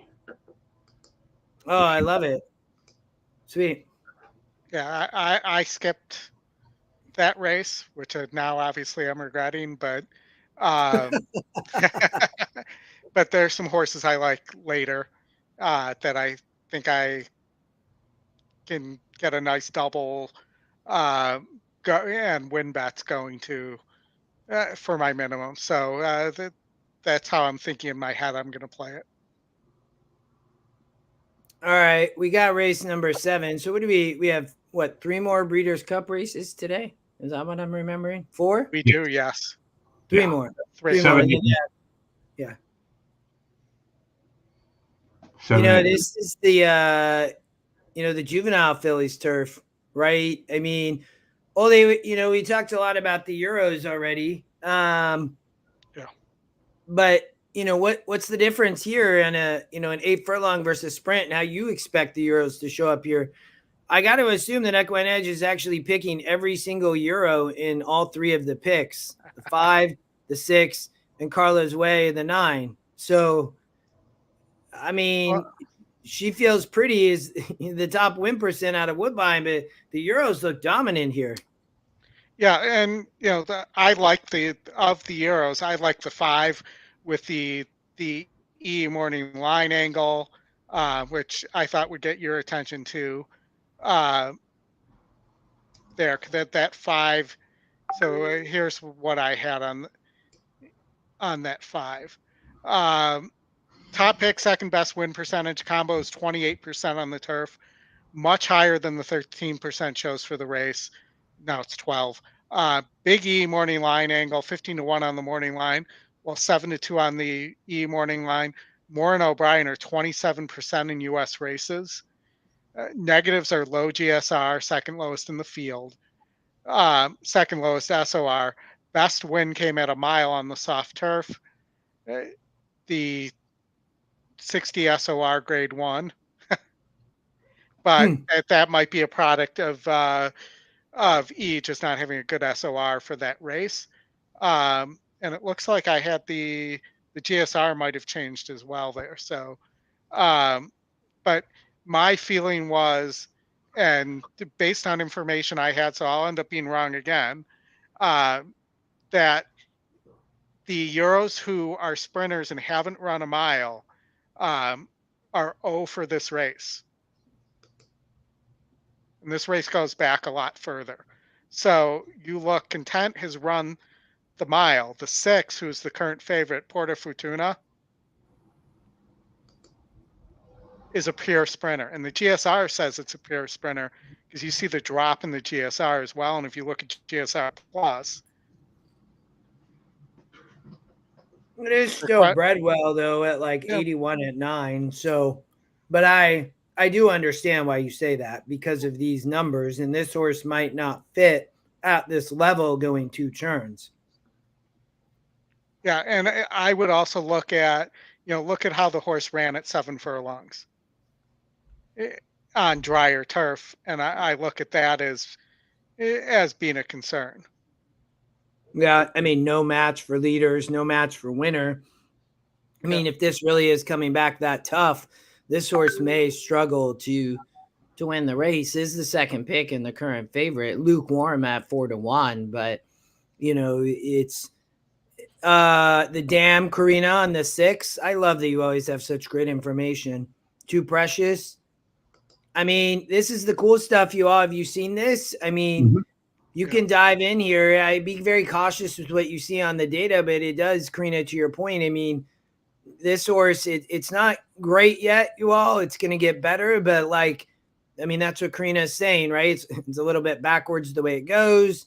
This horse, you don't get a ton of information. More will be coming, but yeah, Karina, you're totally right. I mean, the damn side here, this horse, ran, I wouldn't pay attention to SORs is the one thing I would tell you, but the breeding is there, right? So use this stuff for breeding of things. Don't get too hung up in the numbers at this point and get all crazy because that's not the purpose really yet.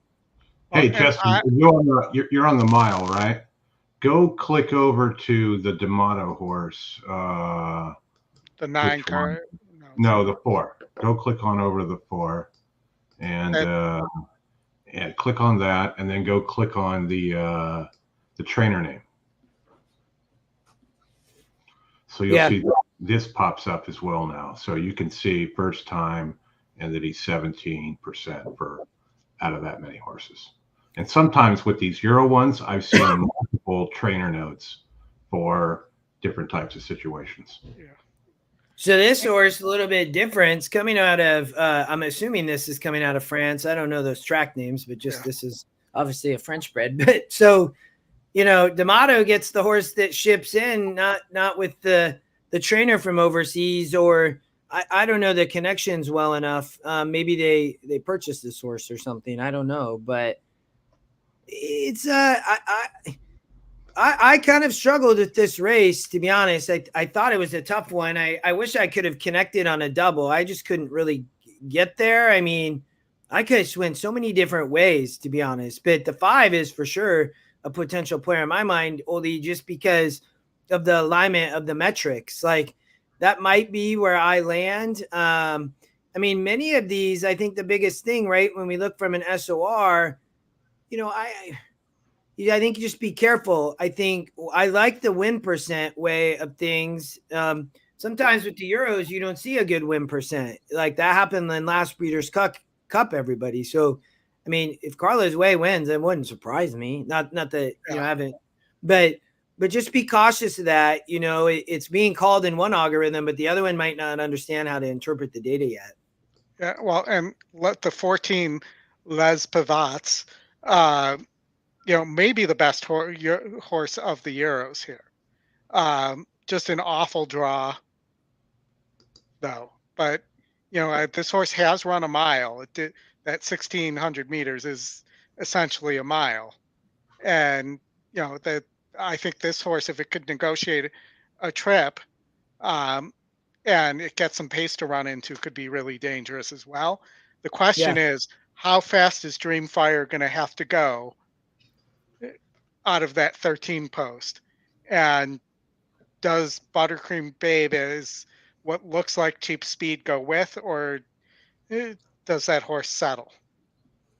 I mean, Oldy, that's where pace makes the race here, and we're on the Santa Anita turf. I mean, they just flew going sprinting, but now we're going 2 turns here. The 13, I mean, Barrios is sending. He's done it. He does it in Del Mar. He's done it at Santa Anita. He has to. He's sending here.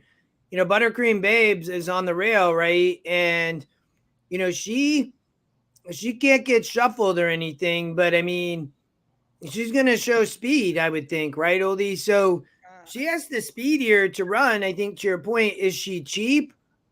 Might be. I mean, she didn't get the lead here and ran okay. You know, Saez is capable. I think it will be interesting from the pace. That's why I struggled a little bit. I didn't just assume that these two are going to hook up and, like, you know, go 23 or something. But they might. I mean, well, and they could. And Buttercream Babe, you know, the other thing about that horse, though, is in 2 of its 3 starts, it hasn't broken well. Well, I know. And, you know, you're on the rail in a grade 1 with all these juvenile fillies. Like, it could be a bit of a disaster. What I would say to that, though, right, is look who's riding. So you're getting a very capable upgrade of one of the best guys to get a horse out of the gate. But even Irad broke the horse 11th. I think you could say that, you know, Saez, though, to be honest, I mean, I get that here, but, you know, Luis may be more capable of getting a horse out of the gate than Irad. I mean, yeah, it's possible.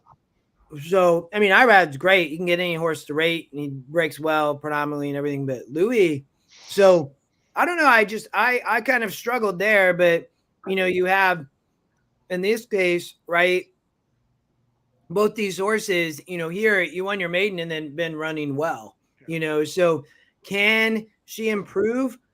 I mean, Louis might be able to, but it's a big price, right? I would probably lean for me that these are going to set a pace for somebody to come off. That would be my perspective. I don't know if that's where you guys are headed. Well, what I think where we may be headed, because we've got like 18 minutes to post, is we might be headed to Golden Gate. It's the start of their late pick 5. Let me make sure. Can everybody else hear? Charles says he can't hear. Somebody else. I mean, we have 112 people. I'm assuming others might be able to. So just hit the like button at the same time. Let me know if you can hear us. Want to make sure you can. William said Samich loves the 4. Yeah. Mike's a great handicapper, to be honest. I mean, 10% to win. I mean, he likes something about this foreign horse. I mean, Manny Franco for D'Amato, Chris, this is the horse that you talked about too. So I have the 3, 4, and 7. Or is it the 3, 4, and 7? Is that, maybe make sure that's what I did. I did just bet. Definitely the 7. My saver double was I had the 12 with the 1, 112 to the 7 in this race. So that's paying all right. And I believe it was 3, 4, 7. If I'm not mistaken. And I'm just going to name another horse too for you guys. The 11 horse who's undefeated and has a grade 1 victory at the distance under her belt. I mean, it's up at Woodbine. I can never figure these horses out, to be honest, when they ship into the U.S. in these big races. That grade 1, I've not necessarily had good success from, Oldy, but I get it. Yeah, I don't know how many Ellis Park shippers come in and, you know, break their maiden and go on to win Breeders' Cups either. But the other one I did have with this one was 3, 4, 7. My double 3, 4, 7 with the 2, and then a 3, 4, 7 try box a few times. And I'm not trying to get cute here. I'm just trying to hit something and move on and try and get to tomorrow without emptying the account. It's a marathon, you know. It really is. I mean, I've emptied my account before in previous Breeders' Cups, so you got to get a little bit smarter and not take a swing at everything. Yeah. Thanks everybody letting us know you can hear. So, but the really interesting one here too, Buchu. So I don't know if you still have that up on the screen. Yeah, you do. So won a couple in a row. You know, I think those races were good. Didn't run a Kentucky Downs, which I think is just fine, because a lot of those horses don't come back. Justify on the grass. lower 8-1. Obviously, the EE morning line had a problem with this one, but I give it a look, and if this could pair up with the 4 or the 7, that's a nice little pop. I mean, this horse is a different horse for Philip Bauer on the turf. I mean, y'all. So you got EquinEdge, right? It's probably the only way you're getting to this horse at 5 or 6-1. I mean, here, it didn't, ran fine, and then they moved this horse over the turf right after this Saratoga race, which, it's first time bumped hard, checked, probably had a bit of a rough start. It's interesting. I mean, this horse would absolutely blow up the board, I'm guessing. I guess not. That's not true. This horse is 8-1, so it's actually taking money, Chris, which is interesting. Yeah, and if you look at the doubles with the 3, 4, and the 7, I mean, just really good value. You're getting 55-1 on the 2, 112-1 on the 2, the 4-2. The other one was the 3-2. And then the 7-2 is paying about 110-1. So those are all for $2. $2. That's all for $1, but it's a $2 minimum. So not bad there if either one of those win as well. 3, 4, or 7. Oldy, you got to play here. I'm still kind of putting mine out, but I'm putting one together. And yes, Randy, I did play the 11 and the pick 4. And let me just read you one of my notes here on a horse we haven't talked about. The 12 horse Hard to Justify, currently sitting at 7-1. Undefeated filly for Chad Brown. Oftentimes you say those words and think that horse has to be the favorite. But here the horse is 6-1 on the morning line. GSR seems to indicate wants longer than a mile as it drops 10 points from 8.5 to 8. Only 5% to win, not any type top picks. Likely wants to be closer to the pace than the pace number indicates. And has shown tactical speed, might help negotiate a trip here in a race where it's to the outside and has no other speed. Are you watching? Is this number 11? 12. Oh, okay, 12. I thought it was. I just looked at the what FanDuel was showing. They had the 11 up, and I thought, wow. Anyway. Yeah. So, I mean, you have a very capable jock in Flavian Pratt. I mean, good GSR. Yeah, I mean, I could see it. It's a tough race. It really is. I'm probably playing somebody off the pace, somebody like the 5. I think the 7, 100% can run well. It doesn't surprise me a horse like the 4 that, some people like at this point. Yeah, it's going to be a good one. What we got? 12 minutes to post. I'm going to play what's the next race? In race 8. The Breeders' Cup Juvenile. All right. So, Oldy, you are single to the 2 here, right? In your vertical bets. Did you talked a little bit about the 10. I mean, is this your best bet of the day, Prince of Monaco, since it was your single? Yes, correct. My secondary best bet was the 5 horse My Boy Prince in the next leg. Okay, that's EquinEdge long shot too. Yeah. Wow. Yeah, that horse got a lot of pace on the turf, so it'll be interesting here to watch 8 furlongs and watch there and kind of see what happens. I don't know. I think the pace here, y'all, is gonna back up. I'm looking for them to go. I think Barrios is sending. I think the 1 kind of has to send with Louis, but maybe he tries to rate. I don't know, but I think Barrios has one plan. Everybody. His plan is send on the Santa Anita turf and try to wire the field.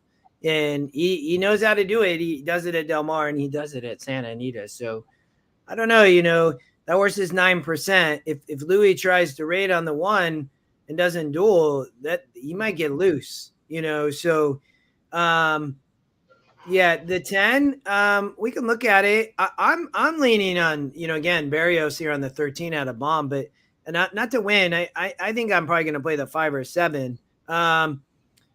Austere came out of Kentucky Downs. I mean, that is never a track that's easy to win at. I mean, you have Gaffleon riding for Brendan Walsh. I mean, great GSR. I mean, one last out in a 68 is really going to have to improve, but won by 3 lengths.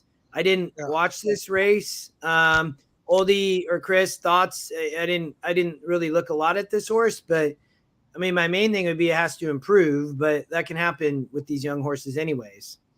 Well, looking at where the money's going, there's $156,000 in the double pool at the moment.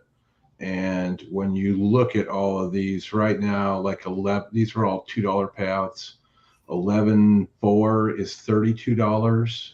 6.6 is $35. 6.10 is $43. And 11.10 is $41. That's about the worst you can do. But there are lots of combos to the 2 that Oldy likes in the next, and they range from 35 to 1 on the 11 all the way up to like 1,063 or 500 to 1. So crazy doubles picture there. If you're playing doubles and you can connect multiple times, it'll be very nice. The 7's the longest shot in the board in the next. So every double is over 4 digits for $2. Who's the favorite in race 8 in the doubles? That's the thing. It's right now. It looks like there's somewhat of the 4, the 11, the 6, the 10, the 12. The 10. That would be it. When you get to the next numbers, the 4 and the 6. But the 2, man, the 2 is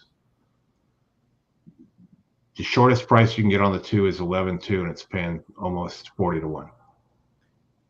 There's the 4 horse. The only thing I would say about her is she's definitely like taking in the scenery.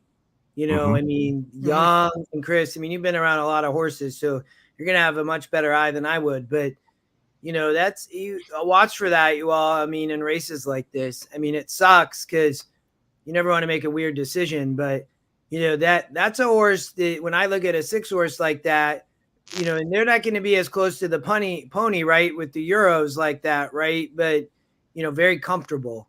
Yeah, for sure. If there's a horse you like here, and 1 or 2 that you like in the next, or even 2 here and 2 in the next, play a double a few times, because if you're looking at the will pays and you're not sandwiched between 2 of the lower prices, you can really cash some nice tickets if you happen to like a strange one. Like 4 to anything in the next is, I mean, you could do 4 all and still make money with a double. And if the 7 wins, you the $2 4-7 double is 3,800 into the next. Yeah. I like it, man. I would get a lot of likes. I mean, I learned this. I've only played, I don't know when the first time I played the Breeders' Cup. I probably, didn't play it in my early years of playing. So I don't know. But, it's just crazy stuff happens. I mean, there's the 13. And I truly believe Barrios has one plan in mind, and that's sending to the lead on a post like that. So, you can see the 14 definitely doesn't want to actually go through the process to show up to the race, it looks like, but might get there. Stuff like that can be, as you're a horse owner, it's scary, man. I've never had a horse to race in the Breeders' Cup or anything, right? Or anything like that. But you want your horse to just get to the gate safely and finish the race safely. And you end up with crowds like that, with babies like this, right, Chris? I mean, all types of stuff can happen. Yeah, the one other interesting note on this race, the trainer of the 7, if you'll recall, I think it was at Del Mar, his brother is a steward, and there was an inquiry, and it was 3-0 to not disqualify the horse, so his brother's vote wouldn't have mattered. But for this race today, his brother is not in the steward stand. He has stepped down from this race, but the board said that it was just for this race, and if it happens on a Thursday, they're not going to do anything. So And interesting note there. Are you sure it's the 7 though? That's Bill Mott. No, I'm talking about the 13 Dreamfire. Okay. Yeah, Dreamfry. So brother out of the steward stand. Well, that's the 7 is the one that I'm stuck on. So I've got things in and out, and we'll see if we can connect. But yeah, more about waiting for tomorrow. But I really think the 4 could do something here. I just do. I mean, looking at the various things through the week and watching all the different commentary. Pick 4 pool about to go over 600 grand. That's not good. Well, that's the late pick 4 that includes a race that's not a Breeders' Cup race. Yeah. Well, they're still betting into it. Yep. No, but I'm just saying, like. You know how long we'd be waiting for a Laurel pool to get to 590,000? All right. So if I do the math, that would be about 24 race days. Probably. Probably. We kid. Laurel. Maryland is still trying to figure out what they're going to do. I think they've realized that they can only have one track. Right, but Stronach came to them and said, we need to cut the number of race days because we don't have enough quality horses and races. And they came back and said, no, we want more race days.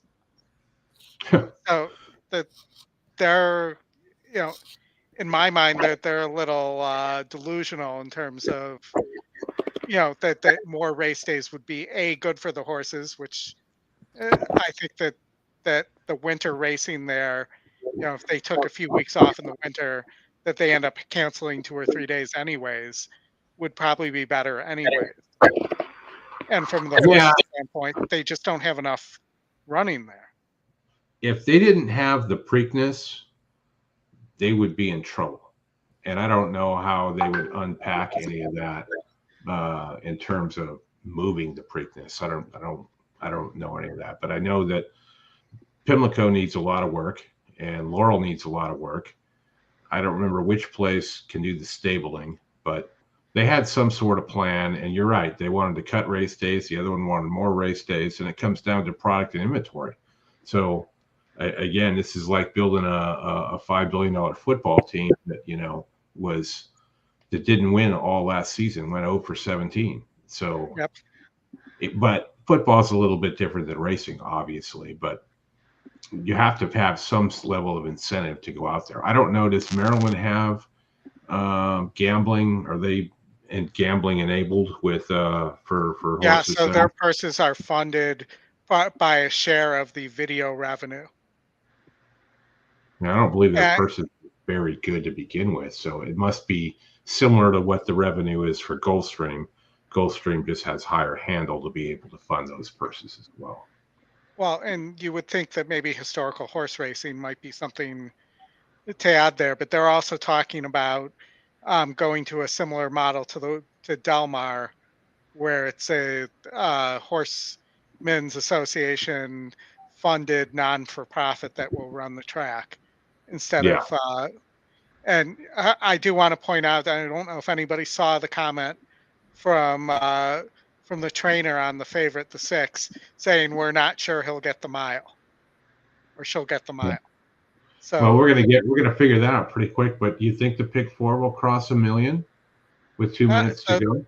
The one that started in the previous race did. So, it is Friday, but it's getting a little later. People are getting off work. So just keep that in mind. Nice comment there from the jockey on the 9. Now we don't know the quality of the other horses he's ridden though. I'm playing the 5 to win, and I'm playing the 5 over the 7-13 in the exacta. I'm also going to play a try for $12, 5 over 7-13 overall, and I'm going bombs away in this race, y'all. I mean, EquinEdge pick has the 5, and you're not going to do any worse than seeing that in a horse that you got Ryan Moore riding. So I'm just trying to make it easy and just stick with the system. I think Barrios could hold on. I think that he might be dangerous on the front end, but I think somebody's going to catch him. Hey, Catherine, and I think the 7, you know, Source is working really well. You know, that's where I'm going. I'm playing the 5 on top, you know, over the 7. Justin, were you concerned with either the jockey or the trainer on the 5? What do you mean? I was just kidding because you've got I'm tracking. I mean, you're getting 20-1, 21-1 is wild, man. Yeah, it's a good bet, William. Go ahead. It will show for me on the 5. I just don't think you can ignore Content. I mean, it's a Galileo, man. I mean, this is I don't want to switch the video, y'all, because they're getting ready to load, but this thing, I don't know how this horse is going off at 21-1. That's wild to me. Yeah, the EE morning line on this one is at 7-2. So that's pretty good. Hang on. Top pick. Top pick. I was back and forth, but I went with Porta Fortuna. I mean, coming into the race, I just like her European. Top pick, Rish. Carla's way to win. Let's head up to Pete Aiello as he prepares us and brings us the call for the Breeders' Cup Juvenile Fillies Turf. Good luck.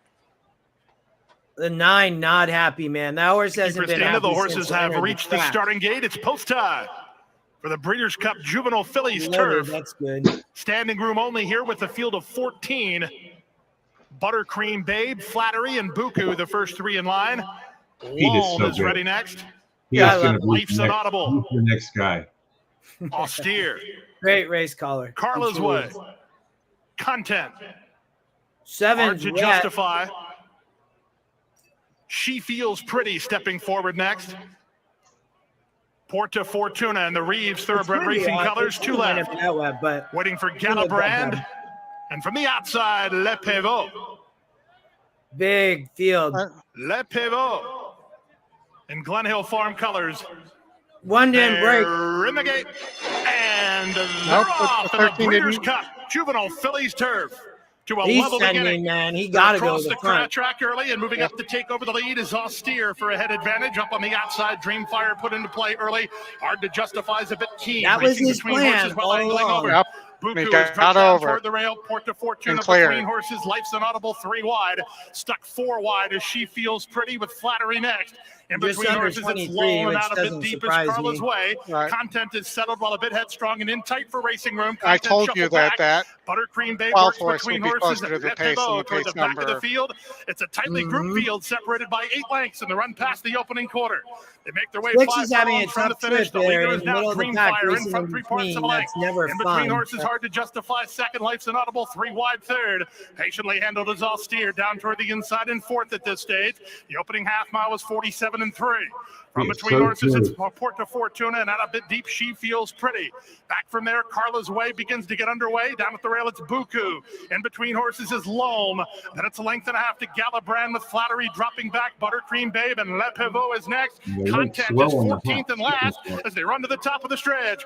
Less than a quarter of a mile to come in the Breeders' Cup Juvenile Fillies Turf. Dreamfire off the turn with a wall of pursuers. Loose for the drive is Carla's Way. In between horses, hard to justify. On the inside in Porta Fortuna. There's an 8th of a mile to go. You're not going to get there. In between horses, hard to justify. Race for a narrow lead on the outside, and She Feels Pretty at the rail. Porta Fortuna, hard to justify. Turned them away. Challenges on both sides, but hard to justify. Up to the task. Close them for second. Either She Feels Pretty or Porta Fortuna. Content rolled late for a minor placing in 134-2. Yeah, the 12. I mean, how often do you get 9-1 on an undefeated Chad Brown horse? You got 9-1 on. Yeah. Well done. I mean, Pocket, that was the plan on the 5. I mean,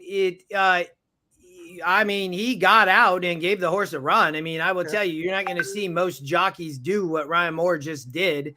And here, let's watch it. I will tell you, it's not easy. So he is on the rail in the very far back, watch what he does. He has horse and he had a plan, and watch him get out right here. He gets out. So you're not gonna, he's fine. I mean, the horse wasn't good enough, but he gets the horse out and the horse was flying, especially here. But, you know, as the horse, as you get it out early, you know, it's tough. He's got a clock in his head, man. And, you know, yeah. So I don't know. That's my perspective. Good one, Yeah, Oldy. and, you know, we didn't have a heads up there, but you know, I want to make sure that the 10 wasn't, that there was no bumping going on there, but I don't see any objection or anything like that. It just was hard to tell from the side view there. And that's 2 winners in a row for Justify, who's having himself a day as a sire. Mm-hmm. Yeah, that's pretty wild. Wow. So They still have you know, not one of updated the BCBC results yet. They're still as of race 5. that photo is going to be tough to develop between the 11 and whoever was on the rail there. No, Pocket, the 5 got 4th. I wish that the 5 got 3rd, but no. Yeah, I mean, I get it. You wish you would have got up. Yeah, he did. He, you know, he maybe had a tough trip, I'd say, William. I mean, it wasn't awful. I think if you ask Ryan Moore, I mean, maybe he didn't want to be quite that far back, but, you know, I think in general, it didn't. I mean, he got the horse out, which is all you want. So, yeah, exactly. Yeah. He didn't get stuck in traffic. He found his run. You know, maybe if he would have had to be a length or 2 closer, but it's not to say that horse, if that happened, it wasn't going to have the kick. So, you know, yeah, I mean, that was a fight between what the system was telling you and what the tote board was telling you. That's all that was. And you got to make a decision one way or the other, because most of the time when you see those EE morning line overlays to what's on the tote board, you can cash some nice ones, but not all of them. And good race. Go ahead, Oldy. I'll point out also, so just how I played a wide double. I played a 1, 3, 5, 7, 11 through 14 to 2 double for $16 for $2, but $2 gave me $144 on a $16 bet. So I'll take that. Yeah. I mean, if you're trying to get a horse there, right, and you like that horse, like I'm sure you wish you would have probably played it a little bit more. I mean, you talked about that horse, right? I mean, and that's my only. A lot of times, if you play like that, whoever you like best, put an extra $2 on, right? That's sometimes what I do. Just play a little bit more. You know, you're playing into a horse you like, and you know you might get somebody, and you know, again, there you get 9-1. The horse floats up, right? Let me. I'll jump back to EquinEdge, everybody. I mean, great job, Flavian Pratt, but you know, it's you called it. I mean, you have Pratt, Chad Brown. Like, I mean, he ran a great race. I mean, kudos to him. So. Yeah, I mean, and he sat right off the speed, so he was on that hot pace too. So, you know, there might be more to this horse too. You know, that this might be Brown's big 3-year-old filly miler next year. Interesting connections. I don't even know who this is. So, you know, good for them. I mean, that's awesome. And then I don't know even the breeder. I mean, who's this breeder? I don't know anything about the breeder either. Yeah. I mean, good for them though. That's awesome. I know the breeder just cashed a check. That's for sure.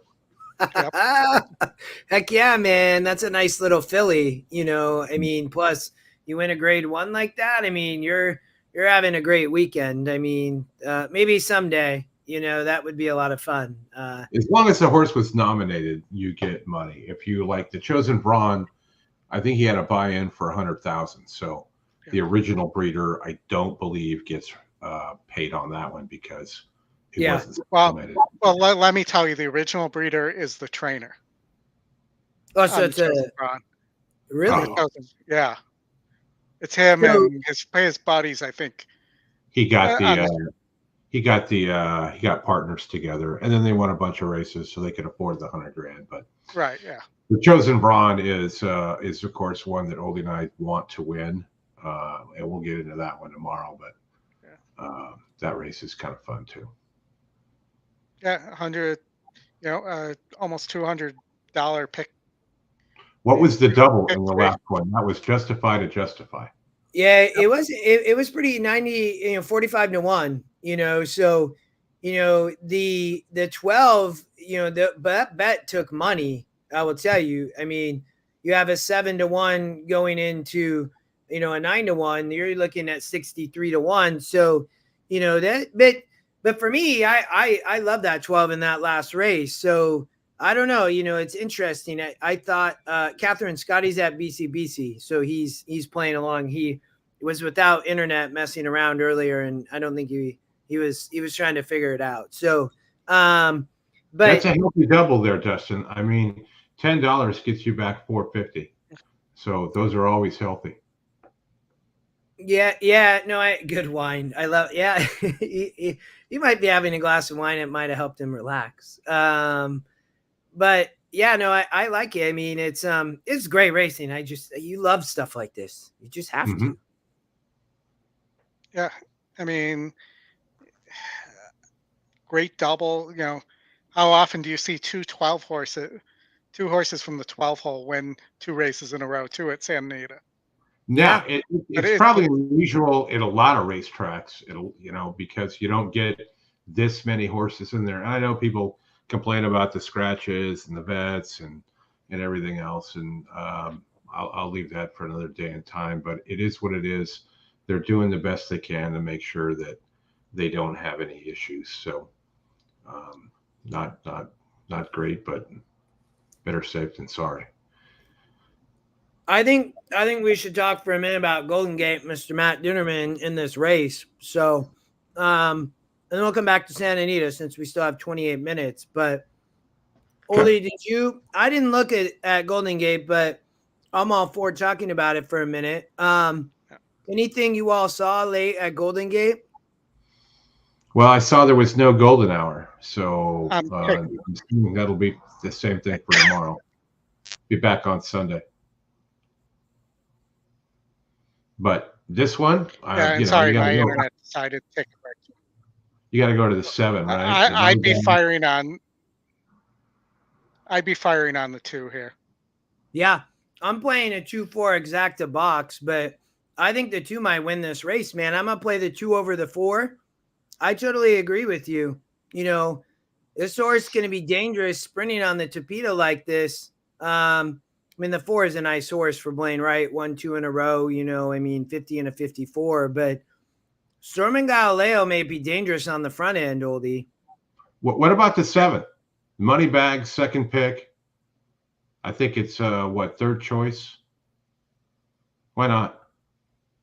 Well, I'd also say take a look at the 3 Far West, who seems to be a synthetic horse. Like made out of synthetic? No, look, scroll down to the yellow on the 3.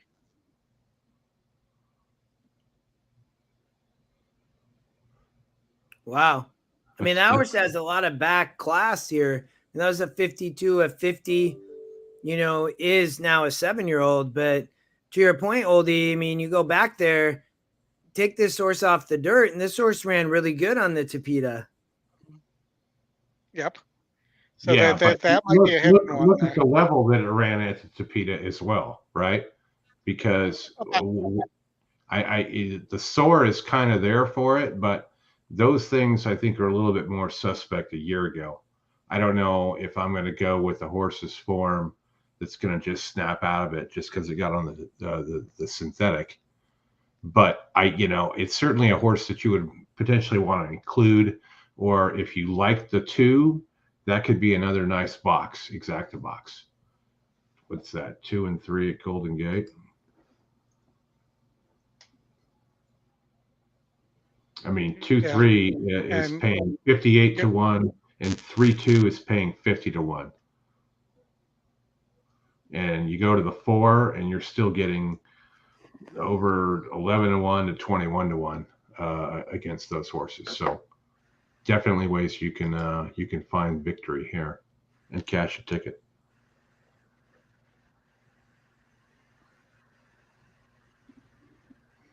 Yeah, I mean that there, my concern is I do think there's more speed here than the system's showing. The 3 used to show speed. Used to show speed. And may just not. It may be a situation where the horse just doesn't like the dirt. Yeah, you know what? I used to show speed at one point in time too, but not as much anymore. That was the knock on my scouting report. No early speed. Artemis. There was an Artemis horse that hit in New York recently, right? At like 1,000,000,000 to 1. This is 6 to 1, but dropping in class and has won over these parts for sure. The GSR and GSR is pretty good on the 1. It's top soar, if that means much to you, and should be coming from well off the pace to run them down. At the 5.5 on the synth, win and a place in 2 attempts. So, well, let me ask you this: is it Artemis Gordon or is it Artemis Gordon? It depends. If it's Talk Like a Pirate Day, it's like how you said it. If it's any other day, it's not. Well, shouldn't every day be Talk Like a Pirate Day? No, it shouldn't. It shouldn't be. If anything, every day should be like talk like how they used to talk in the show Deadwood. That would be great because people would lose their mind. All right, so what are you putting together here? Are you putting together a wager? You have 4 minutes. I'm gonna play pick 4. Oh, okay. All right, so why don't you share that with the group here? I'm singling Little Casino in the next race. This source is proven here. I mean, this is a tough. I mean, it's a 625 claimer, so it's like bottom level. But this source continues kind of the drop down, and the win percent goes up. But what I would say, I mean, the source has kind of been all over. It's been on the turf, the Tapeta. But it has back class here of earlier this year. The source doesn't win a lot, but I would say if you look at the distance, it does like to sprint here. So only a 4-year-old. I think this is a really tough race. So that's why I'm singling here. Let me see. Let me regenerate so it will fix that. And then I think what's this for $60? It wants to press all here. Jeez, man. Okay. I'm probably not using the 2 there. I probably am not using the 9. I'm going to have to, I probably would play this. So it's going to want to slim. I probably cut here in the first race. We talked about the 3. I have to use the 2, the 4. I mean, this horse is going to have to come way off the pace. The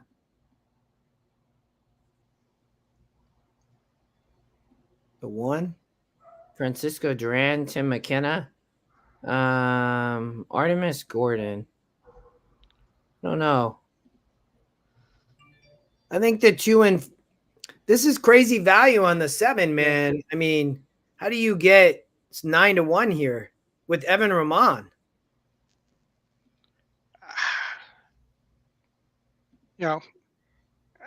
I just don't know if that horse is that good, but I think that's the issue. But I'm just glancing through here. I didn't look at this race, so I'm like, man. I guess I'm pressing the all button. Maybe I'll just toss the favorite. To be honest with you, because I'm not playing this. I got to make this cheaper. The 3 horse, I mean, I can see it. This horse doesn't look like it can show up, but I mean, maybe it might be 2 4. 7. I mean, Espinoza, I don't. We got 2 minutes. Let me see here. Yeah. The 4 is taking all the money. I mean, the horse definitely looks tough. The 2 going to be dangerous.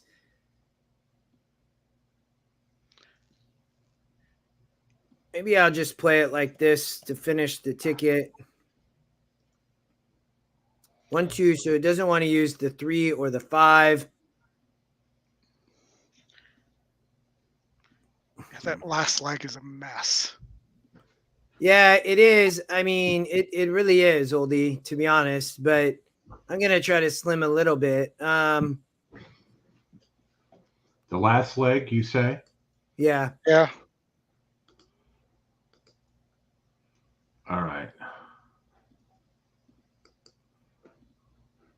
I mean, there's enough speed that I would think it would be somebody coming from behind, but the 6 is the most likely one and just never gets there. Never. So that leaves maybe the 8 is a second-time starter. I mean, the GSR is bad, but the win percentage is good. That's what I'm playing. Can you see it? Yeah. All right.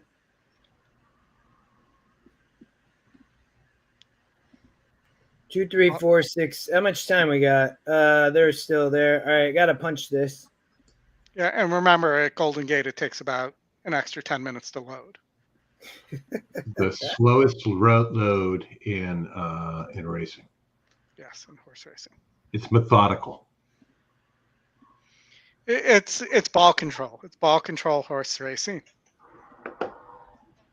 Keep the good offense off the field.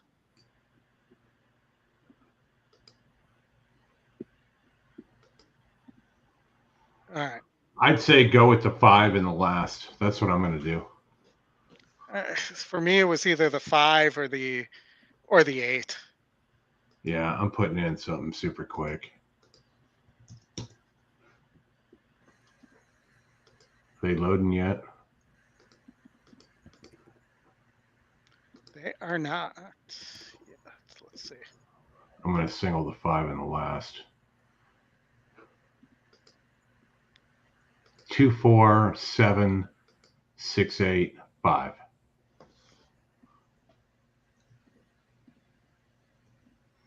All right. I just played it for even 100 because I was trying to figure it out.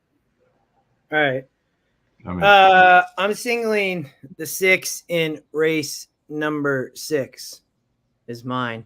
All right. Let's see video. They're about to go. Let me turn it over to Matt. You know what? Hold on. Re-adding.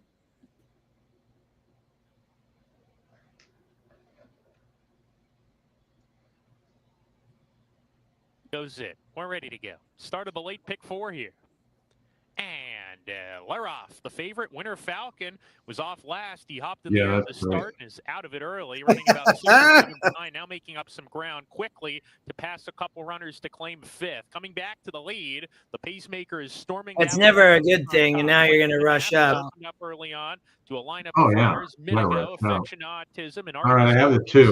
that pair. Winter Falcon. I just don't want the 1, man. The 1 got to get out of there. Moved up to claim 4. Artemis, yeah, we talked about Artemis. I don't think that horse got it, but we'll see. I don't know that I would want the 4 either, but the 7 just dropped out. Artemis Gordon sent along with Winter I think the 1's done. The 6, is the jockey got any horse in the 6? What's he doing? Oh, he does. Get up 6. Get up 6. Get up 6. Come on, 2. To a 3-length lead. Or the 2 works. Oh, 6 gonna catch him, bro.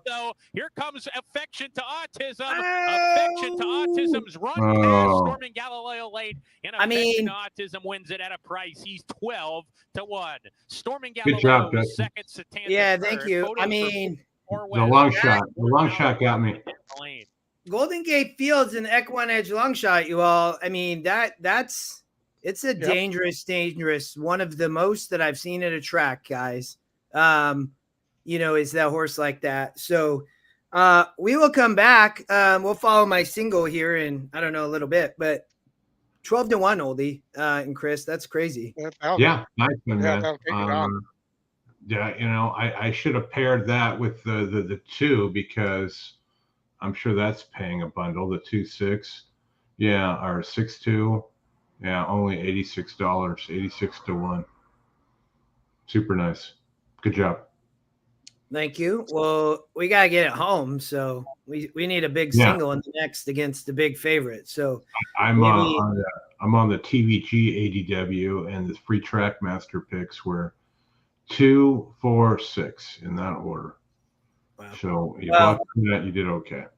I'll need back-to-back EquinEdge long shots, and I've seen it happen at Golden Gate. So we'll see. We saw it happen at Pimlico a number of years ago for 5 straight races.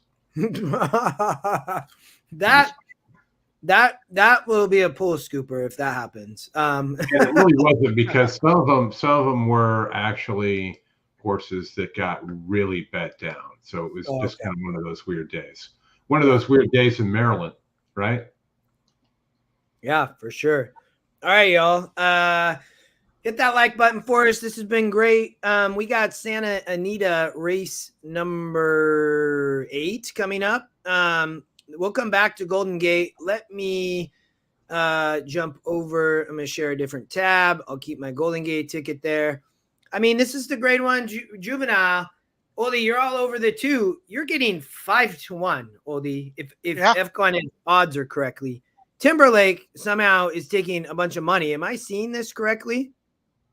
Yep, I am. Looks like no, that's what it would be.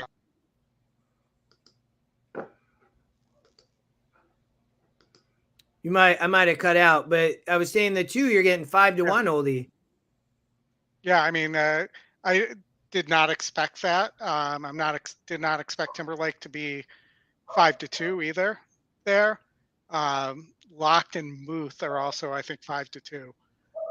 So, you know, if I'm right, it's going to end up even better for me than I originally had planned. If I'm wrong, you know, I took the best shot I thought I had there in that sequence. So I'm good with that. You know, and Prince of Monaco does not need the lead, unlike a lot of the Baffert horses, and has already smoked Muth in a race. I mean, I don't know how you. I mean, I would say this was one more of the complex things I see now. Is very early on in Breeders' Cup, but you have a dirt race with the Baffert, and I guess traditionally, Oldy, I would expect when I see that historically, and I see EquinEdge having top pick, probably top win percent and a morning line like that, I don't ever expect that I'm going to get 5-1. Right. No, not at all. Top win percentage, top pick. And again, it's still early. So, the computers could lock in and throw late money on Prince of Monaco because there's value there. Yeah, it's interesting. And Scott, yeah, probably soon, I would guess he's going to be done, so maybe him and Frankie will go out together or something. I don't know. But I think, it's weird, Oldy, because if you think about the historical data that exists in racing from the standpoint of a Baffert horse, right? I question, is the historical data, right, the same as it is now? And so, the system sees that. So you have to make that decision, right? Of, do you expect this to perform maybe in the same way that you would have in the past? That would be the one thing I would think of. Yeah, I mean, for me, the question on the horse has always been the distance. I actually think Muth is going to be the one of the Bafferts to go to the lead, not wind me up. Mm-hmm. Because usually he selects one horse that's allowed to go. They don't battle each other on the lead. I think Prince of Monaco is just going to get the trip and do what he did last time. So I think you can make cases for a number of horses underneath, and you could put the 2 in the second spot just in case somebody else is able to come and, rush up, because he's going to be close. He's not going to come from last to first. It'll be that typical move.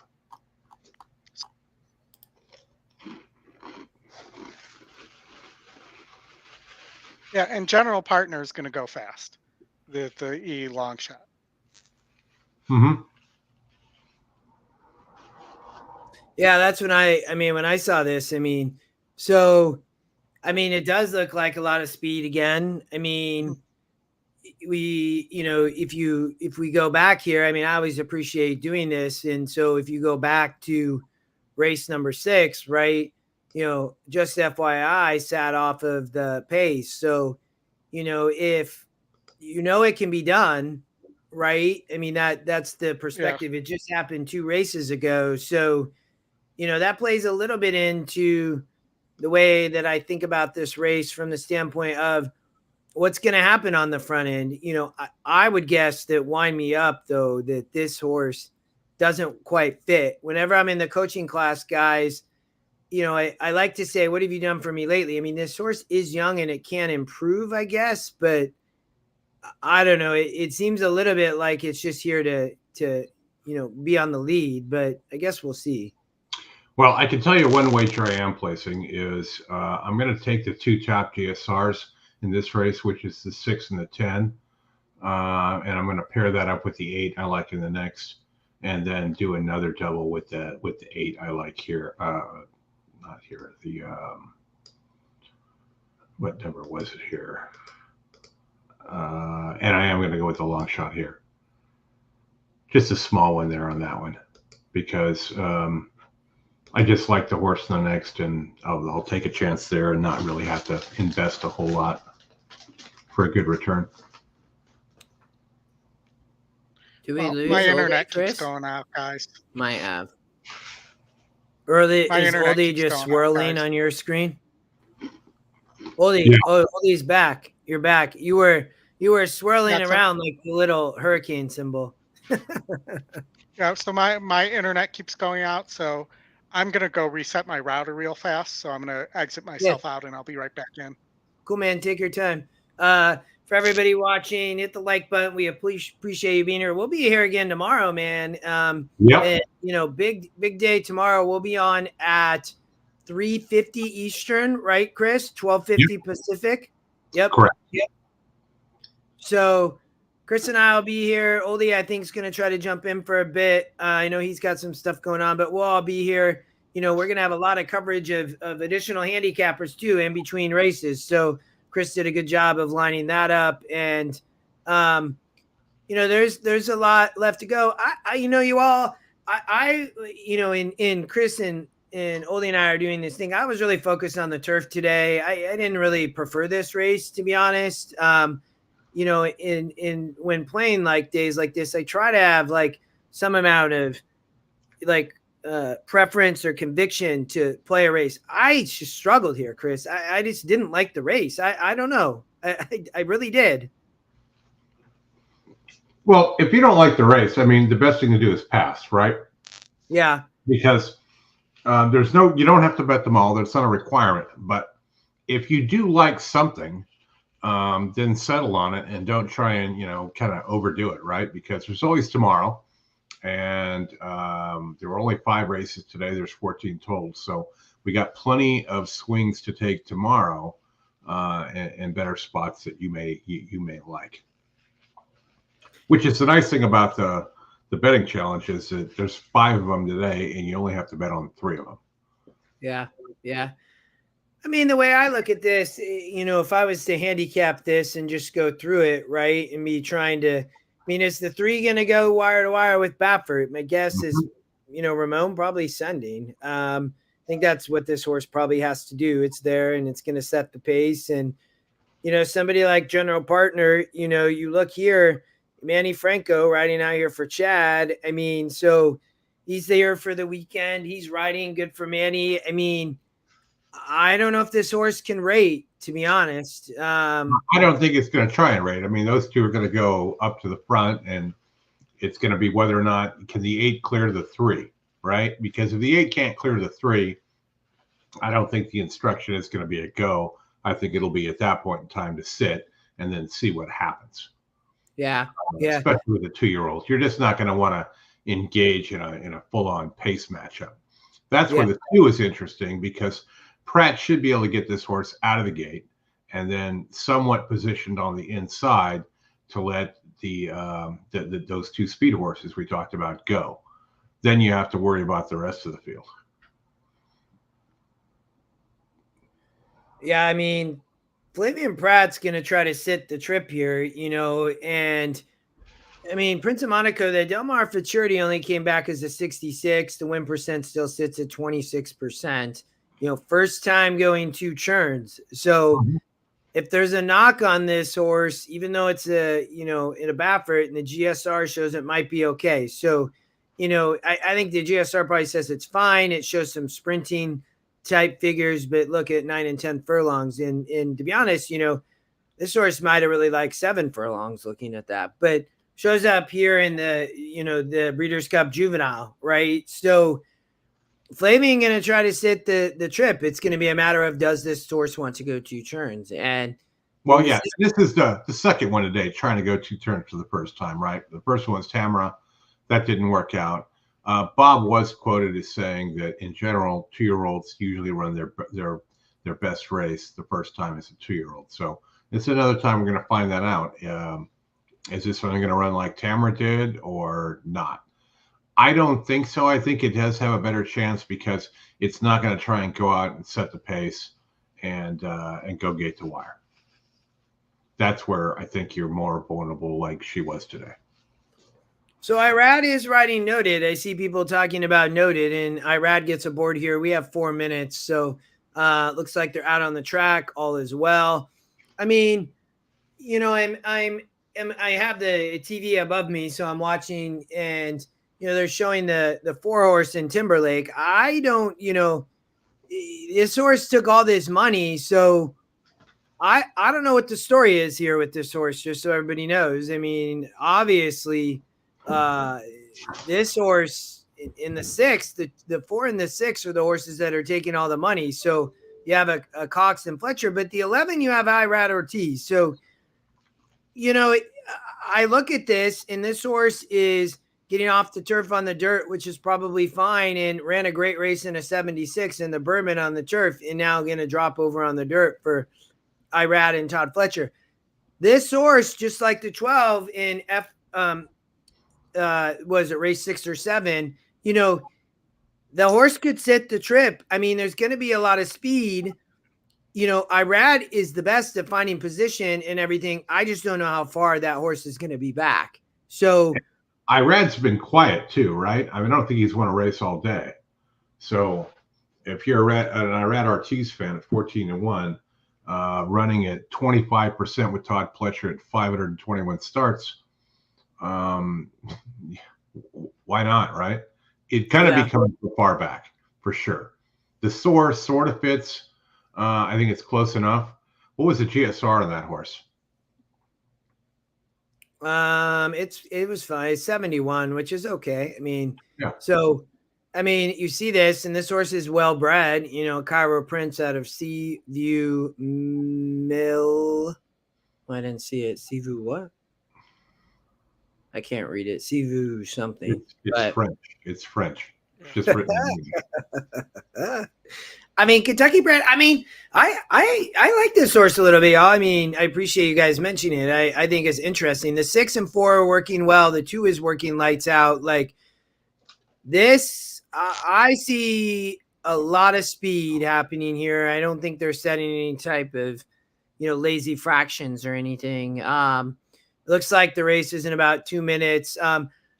I'm skipping this in my Breeders' Cup kind of betting challenge with you guys. I'm not going to play this race. If I was to land somewhere, I do think the 11 is obviously interesting. I do agree with you all, and may really run and have a great trip would be my opinion. I'm not taking 5-2 on Mute. I mean, Oldy, good luck to you on Prince of Monaco. I could see it, and you're getting amazing value on a bet like that. So. The public doesn't see what EquinEdge sees. This can be a really good race, right? Because you're not getting anywhere the appropriate value, in my opinion, on the 4 and 6, unless you absolutely love these horses. I mean, this is a wild betting race. I will tell you, I guess maybe I should play it, because if you can find the right horse, this is going to pay gigantic. Well, I'll tell you what Pletcher said about the 11 in his interview. So the 11, that they were debating between going to this race or the next race, which is the turf. And they thought they were going to get more of an honest pace here to run into. So that's the reason this horse is here. I don't know how good this horse actually is, though. Yeah, John, that doesn't surprise me for Florent Giroux and having limited mounts, to be honest. But I mean, that Cox uses him, and he has at times been his go-to guy. So yeah, it's a pay attention to. I get it, but it also, he's not Cox's go-to guy all the time anymore. So, no, he's been winning a lot with Gaff, actually. Yeah. Let me get the sound on. We'll watch this. Good luck if you're in this race. They have reached the starting gate for the FanDuel Breeders' Cup Juvenile presented by the Thoroughbred Aftercare Alliance. Frank Miramati brings you the call. Thank you so much, Mike. They're moving into line. Here's Wind Me Up in the familiar colors of Mike Pegram, Carl Watson, and Paul Whiteman. We've teamed up on so many occasions for these big moments. General Partner comes up. Fierceness, one of two for the Rapoli stable. Here's Muth. And the last one to load is Noted.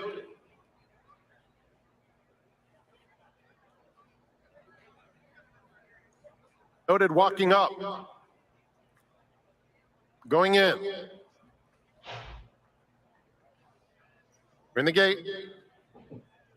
The sound is really far behind. They're off in the FanDuel Breeders' Cup Juvenile presented by Thoroughbred Aftercare. Way behind. Like between horses, and Prince of Monaco is down on the rail in a little bit tight as Prince of Monaco having to steady off horses' heels. Is that better? Locked is at the back of the field. He races on the inside of Noted, and in between those two, it's Cuban Thunder. They swing onto the back stretch, less than 6 furlongs to run, and it's General Partner, prompted by Fierceness, a half length away second. Muth inches up a closer third. Wind Me Up is in fourth. Prince of Monaco guided off the rail now in fifth between rivals, 4.5 lengths off the lead. Timberlake is just outside of him. They are followed by Noted, Locked, and Cuban Thunder. There's a half mile left to run, and General Partner is the one to catch, leads by a half length steal with Fierceness right to him in second. A length back to Muth in third. Timberlake moving in tandem with Prince of Monaco between horses. Wind Me Up is back to sixth. Locked is hard ridden, not responding at this stage. Outside of him comes Noted, and 2 more to Cuban Thunder. They're a quarter of a mile from home. The 9 is looking good, has run by General Partner, confronted by Muth. These two arrive at the top of the stretch together, and Fierceness is running a big race, opens up a length and a half. Muth in second, and Prince of Monaco. 9 was the horse that Fletcher said he didn't understand why in a big way. The real so I had shows up. just $5 win play show on the 9. Juvenile presented by Thoroughbred based Aftercare off Alliance. that, Strolling in under John Velasquez by more than 6 lengths. Yeah, we didn't even talk about that horse, but it for sure ran a great race. 11%. I briefly saw this horse, but I didn't dive in. So, well, good job for putting a little bit on it, Oldy. Well, and what Pletcher said in his interview was this was the horse that he felt the best about, and then it completely laid an egg, and they have no idea why it did. If you look at its first race versus the second race, and it could have been the slop, it could have been, so look at Fierceness. Yeah, for sure. The thing for me was I wasn't sure this horse could rate either after that. I thought that might have been the reason why, but clearly it can. Prince of Monaco, I think, got shuffled back too far at the start there and was sitting too far back. Yeah, I mean, I wish we would have spent some time here. And I saw the win percent, but I mean, it was the favorite there and then comes back and they still show up here. So obviously felt confident and was first time going 2 turns, which, you know, I mean, you could play that even into that race. You know, you had slop, you had only 8 furlongs, you know, all types of stuff. And Fletcher uses Johnny V, right? So I thought that was a little bit interesting when I saw that just briefly, right? Because, you know, he uses him, but used to use him a lot more. So good for them, though. I mean, hit at 22%. So that does not surprise me. You know, again, like I really didn't like this race at all. So if you were alive to the 9 and you're still alive, good for you. And if you had it, Oldy, good call there. I know we didn't talk a lot about it. Yeah, and well, the other thing is this pick 4 that's going into the last leg is going to pay a mountain load. Yeah, no, I'm sure it will. A mountain load. Is that a new term? Well, you know, yeah, I guess so. But you know, this was over $1 million pool. You have 9-1 over, I think, over 7 or 7-1 over 9-1, now over 16-1. Yeah, but the 9 was 6-1 on the morning line. I mean, this race was wide open. A lot of people are going to have the 9. A lot of people were on Timberlake and Locked and Muth. I think that horse was like sneaky in how it went away, and that's where you see that on the 40-1 EquinEdge. You're not going to get that, but you get 16-1. I wish I would have played it and just singled the 12 in the first leg, but I should have singled elsewhere too. Yeah. Yeah, but I mean, it's you can't hit everything, and you know it's why it's tough. But you got to find winners along the way. So you know that's the key. So we got Golden Gate in 14 minutes. I'm singled to the 6, and we'll jump there in a bit. But Oldy, Chris, I'm gonna run to the restroom. Where do you want me to put up, or you want me to put up the Santa Anita race for a minute, and like we can just listen to that for a second? Yeah, sure. Go ahead and put that up for now. I'll be right back in 1 second. Let me remove stream. Give me 1 second. And about him from a mental perspective as well. The pace did to some of the other competitors in this race, which took them out of their game. Timberlake kind of took the worst of it. You have the audio still on too, Golden Gate. Got jammed up behind horses. So rather than being able to get into a steady flow, if you watch Timberlake out of the gate, he does what he's supposed to do, which was, again, relax, try not to go crazy into the first turn. But once he comes out of here, he kind of establishes his position, but he's in a pretty tight group of horses who are all behind the pace. And he's going to have to take up just a little bit to be able to maintain his spot because the lead horses have slowed it down so much. And it's such a huge help, too, to be drawn right next to that horse who sets the pace. And it wasn't a mad scramble. It was just the way that it played out on the break. General Partner found himself in front. Manny Franco, of course, you're going to take it. And at this point, like you mentioned, here they are. They're all just at this stage in their easy gallop. I mean, from a perspective, from watching it happen and unfold, everybody was listening to their rider over the course of the mile to 16th run. You know, older horses can recover from a lot of different scenarios, but it takes a really special young horse to be able to do that. Fortunately, Fierceness didn't really have to do that. He had smooth sailing every step of the way. Is it fair to say, since he finished 4th, Timberlake was not in sync? Oh, was that awful? All right, I'll stop. This will be my last race of the day, I promise. There's a look at your winner, Fierceness, as they have put the blanket around his neck, a Breeders' Cup champion, Fierceness. Fantastic pari-mutuel return. If you were right here, you got John Velasquez in the Rapoli Silks aboard a Todd Pletcher trainee, and for a $2 win wager, you got a $35 return. That only happens at the Breeders' Cup. This would be the 15th Breeders' Cup victory for Hall of Fame trainer Todd Pletcher. Just amazing that you could get $35 on a $2 wager for that. How quickly things have escalated for Pletcher from the Lone Star Breeders' Cup in 2004, picking up his first Breeders' Cup win, to hitting that new achievement here with a horse that certainly deserved the win and earned that win here today. And everyone's going to be talking about this horse in their Derby future wagers as well. Let's head down to the winner's circle right now for the trophy presentation. The FanDuel Breeders' Cup Juvenile winner. All right. Do we want the sound back for a minute, or should I not cut it? No, you can cut it. Okay. I'm just looking at the well pays for the pick 4 and pick 5 here. Not as good as I would have thought. So Chris is right. That played down, or the just FYI winning played down, not up.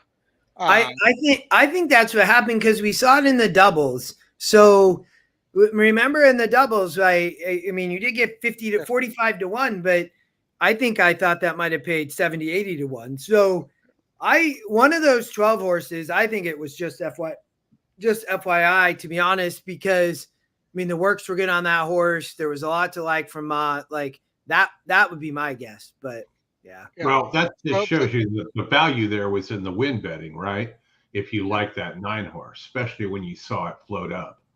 So the 8 in the next is 2,725. That's the lowest will pay for the pick 4, which is good. The pick 5, however, is everything played up in the pick 5. So 16,347, if I'm reading it correctly, is the on the 8 in the pick 5. On the 8, that's the favorite. That appears to be in the will pays. That's the favorite. Yeah, the 8's the one. The 8's the one I liked, and the 8 is getting you 82,000 in the pick 6. The favorite in the pick 6 is the 3 horse. Well, and these could be 5 or 6 payouts. Those could be 5 or 6 payouts. Those are probably 5 or 6 payouts now that I look at it. So the 3 and the 4 are 5 and 6. 3, 4, 6, 10, and 12 are 5 out of 6. So we may have a massive pick 6 carryover if we get a little lucky here. So the 8 is awesome. So Allen's available in the pick 4, if I'm seeing. So, but he's in the one to the last. Oh, he's playing into the last leg, right? Yes. Yeah. Okay. Yeah. But he's 5, 7, 8 there. So we'll definitely be rooting for him here. Yeah, get the 5 or 7. I mean, the 8 will get you through, obviously, but. All right, I'm going to give you my 3rd mandatory here. Yeah, you have to. I'm dead. That's my Golden Gate play, you all. We're on race 6 in 8 minutes. We got a big price in the first leg in, well, where did it go? It had the price there. There you go. EquinEdge long shot. I'm looking for back-to-back EquinEdge long shots in this pick 4. So Little Casino, there's a big favorite here. I'm going to try to beat this horse and just decided to try to single against it. So we'll cover that. Maybe, what do we got here? Well, 7 minutes. So we'll jump back in a minute. Going back over to Santa Anita. So this is the last graded stakes. There's another race after this, but the last Breeders' Cup race of the day. So I got to play a bet here. This race, it's 8 furlongs on the turf. We've seen the Euros, right, have been the horses winning at this point. From in the, was it race 5, we had a Euro. And then in race 7, though, hard to justify wins for Pratt. So 1-1 on the turf, I would say, so far, U.S. versus the Euros. Absolutely. And here there's not a big European contingent left after the scratches as well. So you have the 8 horse, who's the current favorite for Aidan O'Brien. And you have the 12 horse for Aidan O'Brien. And I believe that's it for the Euros. Yeah, no, it looks like you're right. Unless one of these shipped overs to a U.S. trainer. I mean, Ryan Moore is going to have the same trip he just took on the 5 we just talked about. I mean, this horse is going to be way back and, going to be trying to come flying late. Oldie, you talked about My Boy Prince as a play for you. Did you land here, or where did, Rosario on the front end? I mean, he has, either one of them on the front or coming late, in my opinion, but he's going to be out trying to wire the field. Yeah, definitely. My Boy Prince got caught by so you actually have the top 2 horses, I believe, from that grade 1 summer up in Woodbine in the 5 and the 14. But so the 5's obvious in terms of how it runs, but take a look at the 14, Carson's run for Christophe Clement that shipped up there. So if you look at the run lines here, angled 10 wide and got home, and then just missed trying the same move at 8.5 at Saratoga, 7 wide, and broke its maiden 5-6 wide. So you have to assume this horse has a pretty crazy kick and can travel at some pretty crazy velocity to be able to pull off a 10 wide and a 6 and 7 wide moves like that rarely ever work. So I'm thinking here a 5, 14 exacta box. Chris, I think stepped away, didn't he, Oldie? Yeah, he did. Okay. So, I'm trying to figure out, is this horse really going to get the distance on the front end? And, the 3 is adding blinkers and talk. So I just looked there, and this horse's first time blinkers. So, Johnny V rides like this horse is probably going to show a little bit more speed. The one horse is, Luis Saez is on this horse, and he's going to have to get this horse out of the gate on the rail. Like, that's going to be his sole mission to make that happen, is my guess. So, I don't think this horse fits for me, obviously at 1%, but, is it going to help push Joel Rosario? And, Joel, I don't know if he knows, he doesn't ride on the front end like other jockeys can sometimes. I mean, he can, and then sometimes you wonder what's happening. So, yeah, yeah. You talk about the 3 at all? Talk. No, I mean, go for it. I think this horse is adding blinkers. It's a little bit interesting. I mean, Velasquez on the turf, for motion on the turf, it's just one I have to consider. I'm probably going to use this one in one of the horse tourney contests I'm playing in, just because it's a price, obviously. But there's something to like here on this 3. Let me just flip over to the workout reports on this one, and it does have a 3-star workout. So Velasquez motion on the turf. Frazier's the other long shot. Brad and I talked about this one the other day. Stay hot. Another one that's probably, as I recall, isn't getting a lot of love. 6%, just broke its maiden. Typical Peter Urton type, 20-1. Is this the horse that makes Brittany cry? My answer is no. And if that horse was live, JJ would be riding that horse and not the 9. Would be my answer to you. Even though they're 27%, the 9 is the oddity of oddities, because he's won every race by the exact same margin and is undefeated. But Frazier, man, I mean, we know he'll use the whip as many times as he needs to, but that we do know.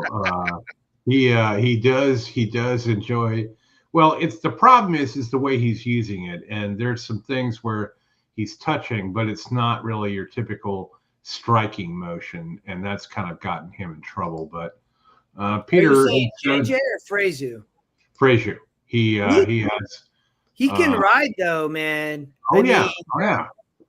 This kid might be, JJ on the 9, but if you're connections and you got him up 3 straight races, you're not trying to mess up any juju, man. And he may have not, they may have wanted to keep him from connections. I get the JJ and Urton combo, but that's why JJ was never going to ride this horse. they weren't going to yank Frazier for JJ on the turf. I mean, the kid has been riding great on the turf. Yeah, you can't doubt that at all. I mean, he rides well in the dirt as well, but I would not discount this one at 15-1 for sure. I think he ends up somewhere in the exotics. Yeah. Let's come back to this because we still have a little bit of time. We have about 20 minutes, but I singled this 6 horse at Golden Gate, so we're going to flip to Golden Gate for a minute. I'm going to remove the stream. It's just better to do it this way. Is the red light on? Not yet. It's coming though. It's coming. Sports-wise, a Heavenly Sky Point to Bob Knight, who died this past week. I saw that. Yeah. You don't want me to talk about Bob Knight because I'm not going to say anything very nice about somebody who just died. So I'll just leave it at that. But iconic dude. We all remember the chair incident. The red light is now flashing on the there it is, the red light. At Golden Gate Fields, the runners have made. But I do believe Bob was a friend of the racing world as well. So we'll give him the Super 70 guys. Sky Point. Bob treats his friends, which is he shoots them in the face. So having him as a friend to the racing world may not be a good thing. I understand that he routinely beat your teams. He actually did not. So that's the thing. It's just the guy he was. He was a character, man. You got to have characters, right? It was. Again, I know a lot of people who went to Indiana. I know a lot of people who know him. Awesome dude. And know him personally. And to a T, I've never heard somebody who is hated more by the people that know him than Bob Knight. And like I said, I didn't want to delve into insulting somebody who just died. How many NC2A championships do you have? That's what Bob would say. Well, rings. And maybe ask Larry Bird. Too bad. Yeah, about Bob Knight. Our expectation to the outside post. Matt's coming, and we're going to root for this 6 to get home as my single. All right, let's get it. We're ready to go. And we're off. Well, he's not 5 lengths fast like my 4 in the last. Casino's got a share of it. Yes, he can. Mr. Clutch in that group as well. Zippy Baby eases off the pace. He's down on the inside. Very compact group as they're not going fast here at all. Awesome dude with Dad Bod. Our has no odds at the rear, but there's 7 runners separated by 3.5 lengths or so. As Mr. Clutch is a neck in front. Little Casino's right there. Yes, he can on a hold. 3 deep joining the fun on the front end. The other 4 lineup right behind him. Zippy Baby's got his neck out to be level 4th with Awesome Dude. Our expectation 4 deep. Dad Bod in the 3-pack. You need to knock that jockey needs to knock the 7 off the horse. Yes, he can catch the 7's in hand. It goes well on the outside of Mr. Clutch as Little Casino bows out of it. Zippy Baby's got to do more. Awesome Dude with him down the lane. Cristobal Herrera has yet to let loose. Yes, he can. Now he I kind of wish the 6 would have just got the lead, to be honest with you. Can he win this? But that's okay. It was fun while it lasted. Boo. Hey, it was worth a shot. It looked like a really good sequence, but I was trying to beat that horse. But the 6 could have got the lead. That's what I wish would have happened, but it's all right. There's Dylan Davis. I once read somewhere when Dylan Davis wins races, I don't. All right, we're gonna let's jump back and handicap this a little bit. Are we hopping off after this race, guys, for tomorrow? Back tomorrow? Yeah, back tomorrow. I've got to hop off the marathon because I've got the coaching class at 8:00. I think there are a 2 spots left, maybe. So if you want to hop on at 8 p.m. Eastern, I'll drop the link here in the YouTube chat. And the first 2 get in. We're going to talk about all the Saturday races tomorrow or tonight. Tomorrow's winners tonight. Yes, and there'll be some bourbon and maybe a bet or two. Yeah, if you're new and if you don't know, there's coaching classes on the website, right? So it's top right hand corner. They're free, even if you don't subscribe to EquinEdge. You can join them. They're Wednesday, Thursday, Fridays, usually at various points in time. So Oldy does one, I do one, Chris does one, Scotty does one. But yeah, if you're and even if you're not a new user, if you didn't know that or you want to join one, you always can. Chris, you do a good job of recruiting people and having a good time, and that's awesome. Mine's at the start of racing week on a Wednesday and lunchtime. So we don't necessarily have bourbon with bets, but yeah. That's funny. Yeah, it's a good time. We'd like to go through what the system has to offer, kind of go over the races, maybe bet a few things that are running, and kind of go from there. But yeah, so I see somebody posted in the chat the standings in the Breeders' Cup Betting Challenge as of race 8. Dylan Donnelly still in the lead with 63,638 for ticket 2 and $47,064 with his first ticket, first and second place. Third is Jason Kaler. He took a swing in the last for 10,000 and missed with the 6, but he's at 35.4. Just scrolling through here, looking at names. Vic Stauffer in 20th with 16,000. Well, it looks like people firing minimums. Ronald Tang, who wins a ton of contests. I think he's a dead. So my and I don't mean to stop you, but didn't he need to have already played another race? Who? Dylan Donnelly. No, he's mandatories. He's got minimums bet at 1. It's showing, but it should be 3. So you kind of have to wait till some of this stuff is eventually scored. He played a double from the last race. I guarantee you that's what he did. That's what he did. Yeah, it won't show up till the double finishes. So he played a double and then he'll play race 9. Okay. No. And he made all that money early. Yeah, William, he's an amazing handicapper. I mean, probably one of the best. He might be the probably best tournament player in the country, to be honest, would be my guess. So first and second, he made a lot of money. You might say, how do you make all that money? He made all that money in the early races.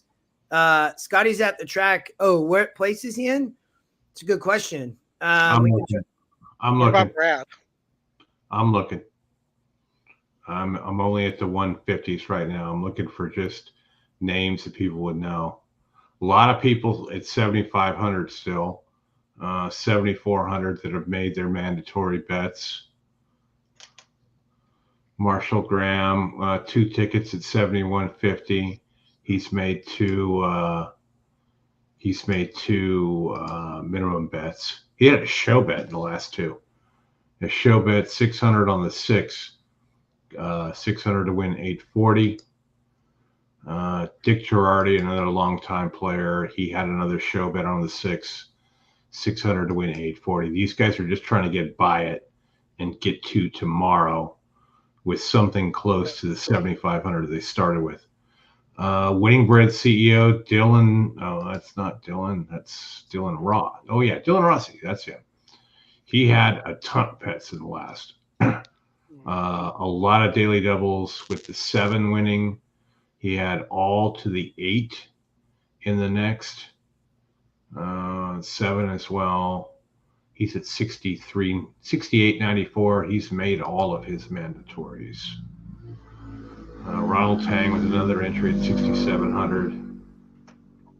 It seems to be a lot of people. Matt Miller, he won 2 years ago, 2 entries at 6,200. Daily doubles from this race with the non-winner. So Scotty's both his entries are done. He's out of both? Yes. Oh, that'll be an interesting conversation. I'm surprised that he decided to do that. Yeah, I have his. Here's his bets.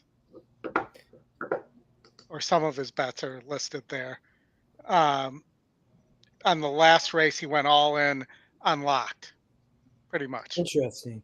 Okay. In his second entry, he had 3,000 to win on unlocked. I'm sorry, 3,000, 3,100. Then he had a $1,000 6 210 exacta, 6 over 210 exacta as well that didn't hit.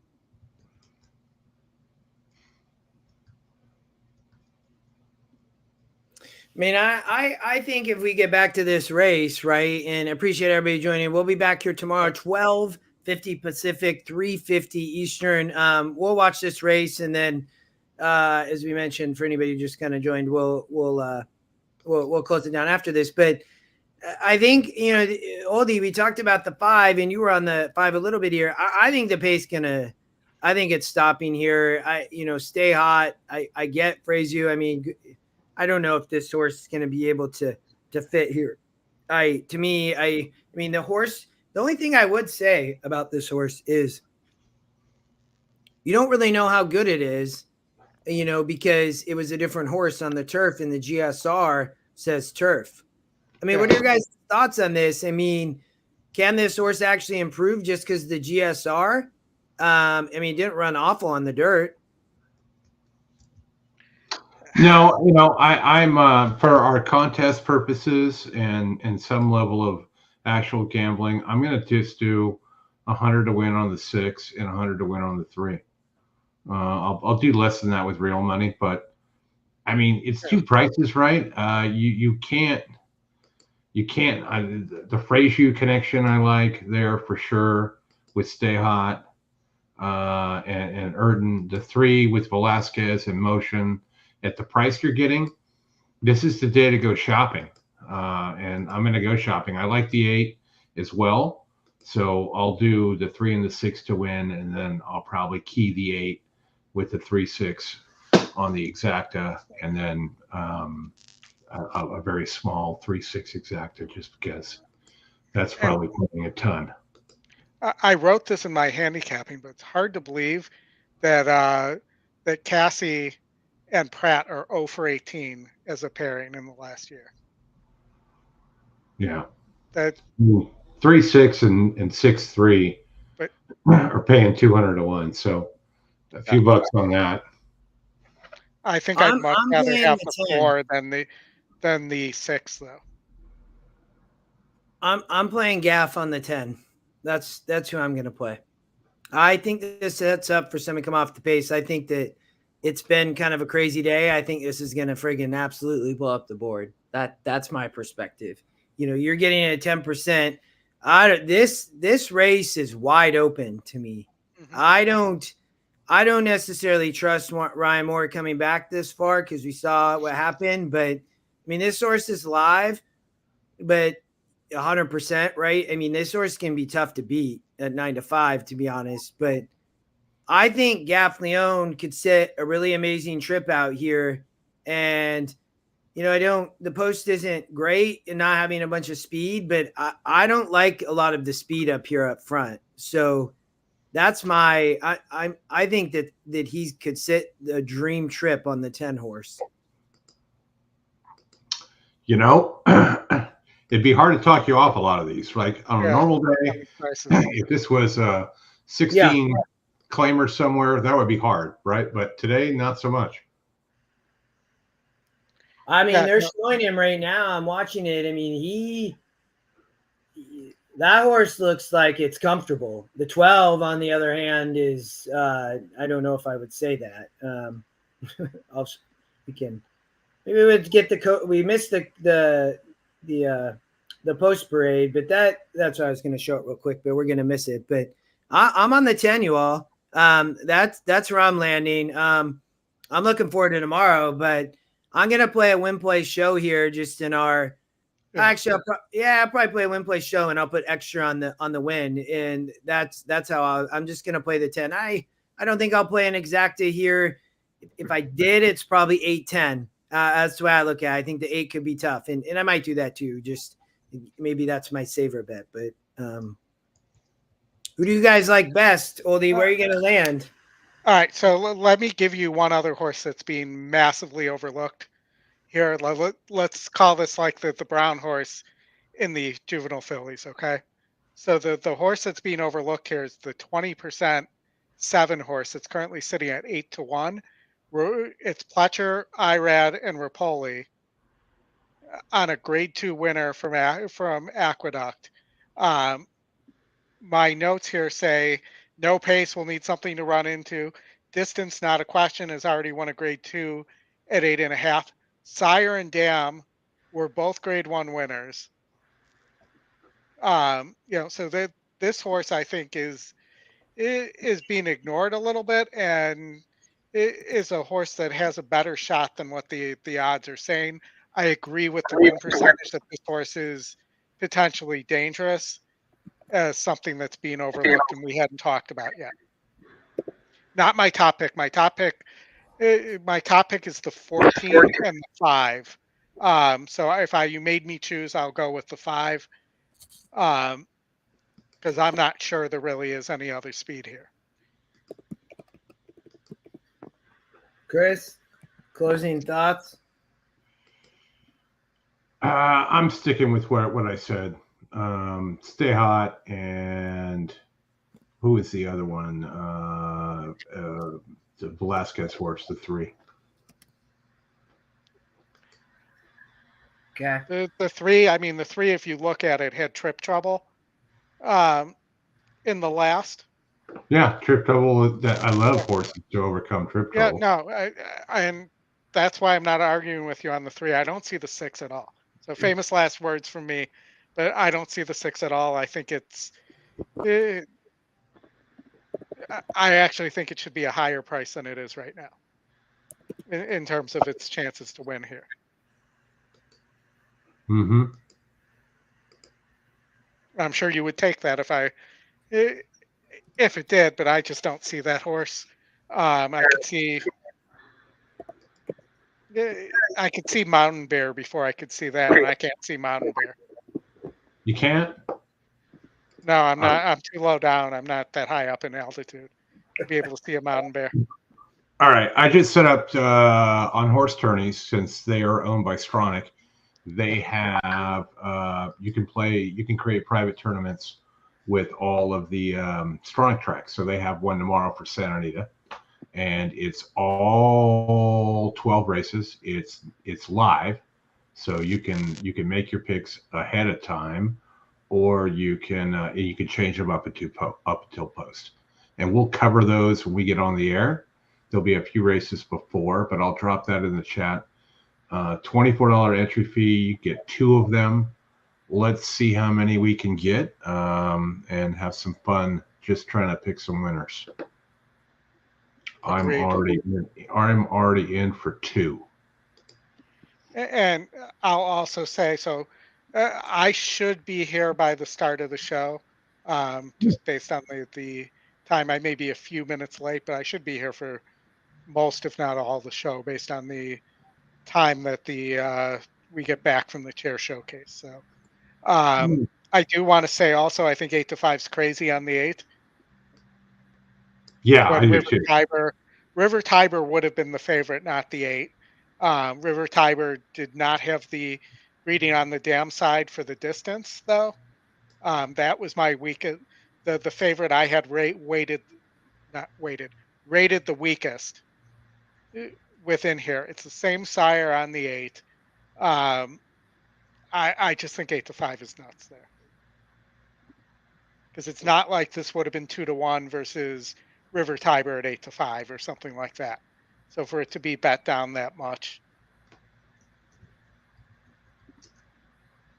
and frankly, I'd like it better if Frankie would have stayed aboard, because with Ryan Moore, you never know what you're going to get. Sometimes you get a brilliant ride, and sometimes you get a ride like he had on Mendelssohn.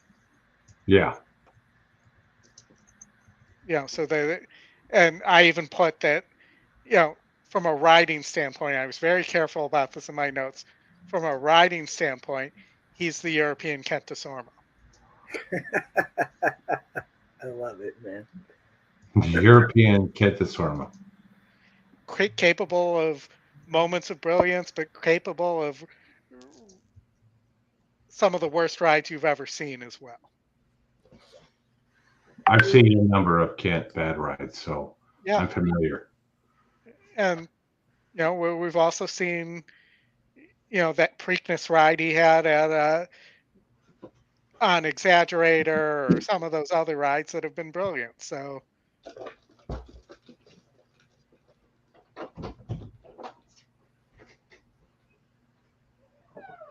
all right, I'm on the 10. Good luck, y'all. Oldy, you're on the 14.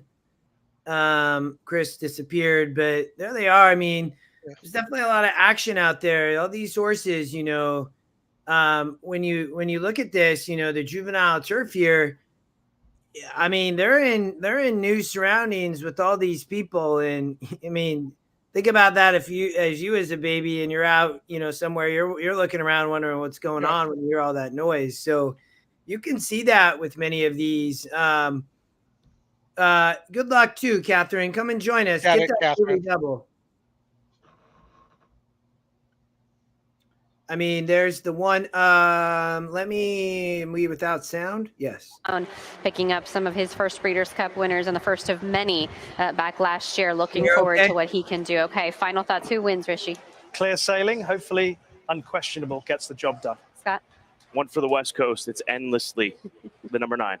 Post time for the Prevagen Breeders' Cup Juvenile Turf. Let's head upstairs to Pete Aiello. Thanks very much, Christina. The horses are moving in the gate. It's now post time for the Prevagen Breeders' Cup Juvenile Turf. Unquestionable favorite, Ryan Moore with the pickup ride. In the line, My Boy Prince. Pink and black colors of Gary Barber. 2 more waiting for Stay Hot. And from the outside, Carson's Run. Carson's Run to complete the field. Renegade. And they're off in the Prevagen Breeders' Cup Juvenile Turf. From the rail, it's Air Recruit who gets the first call. My Boy Prince wants to run with him. These two get acquainted, and they work a length and a half better than Stay Hot. He's an in-hand third. Yeah. Unquestionable, the favorite gets a good spot early. He's fourth, well down toward the inside. Endlessly's on his outside. A gap of another 2.5 back to Fulminio, then out wide on the course in Carson's Run. Talk, saved ground about 7 lengths off the speed. Then it's Agate Road. Mountain Bear is second last. And Can Group is last of the 11. All 11 well settled at this stage as they complete the opening quarter.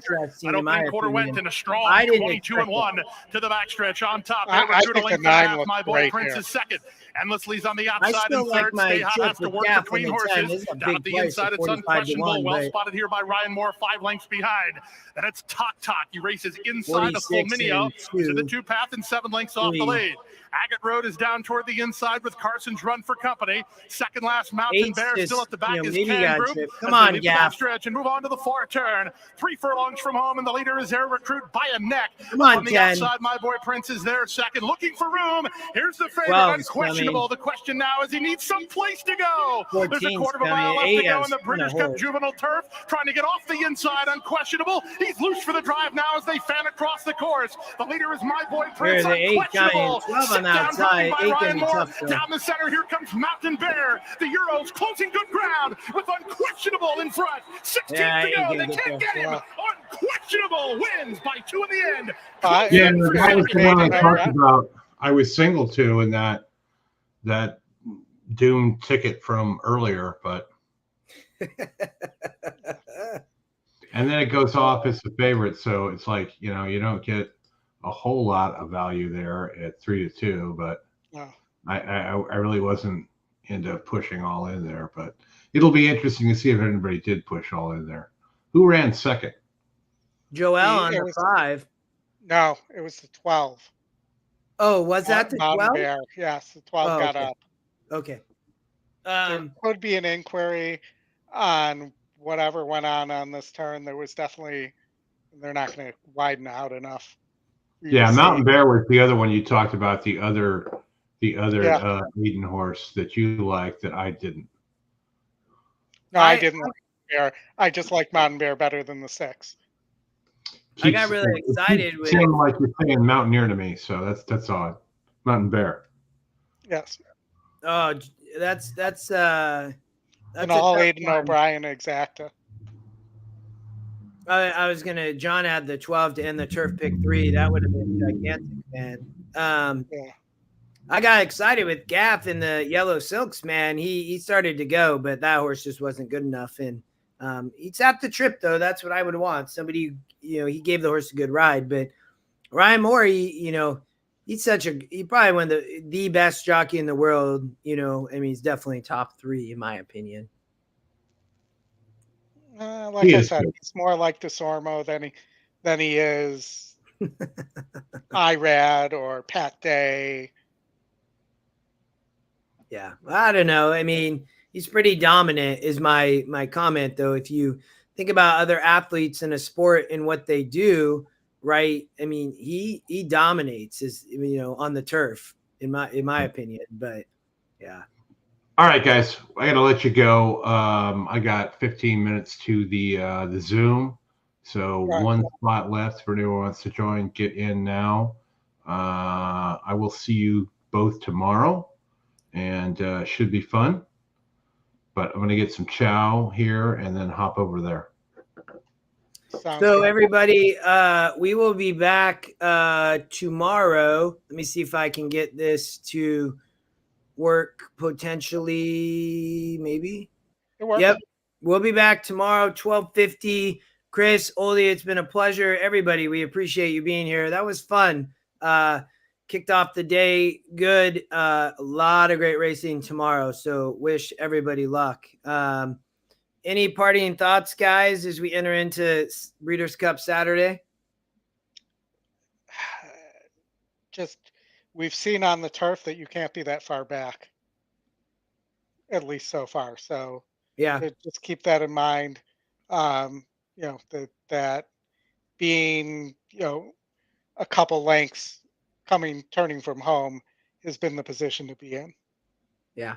No, I'm with you. All right, everybody, we appreciate it. Good luck. We'll be around on Twitter, so I know Oldy's on there. I'm on there. If we ask questions, feel free to send a message. I'm all for talking handicapping tonight. I'm going to go get some dinner with my kids because it's only 5 p.m. Pacific time. So I kind of like it. But we'll be back tomorrow. Everybody, good luck. And we appreciate y'all. Bye, everybody. Thank you.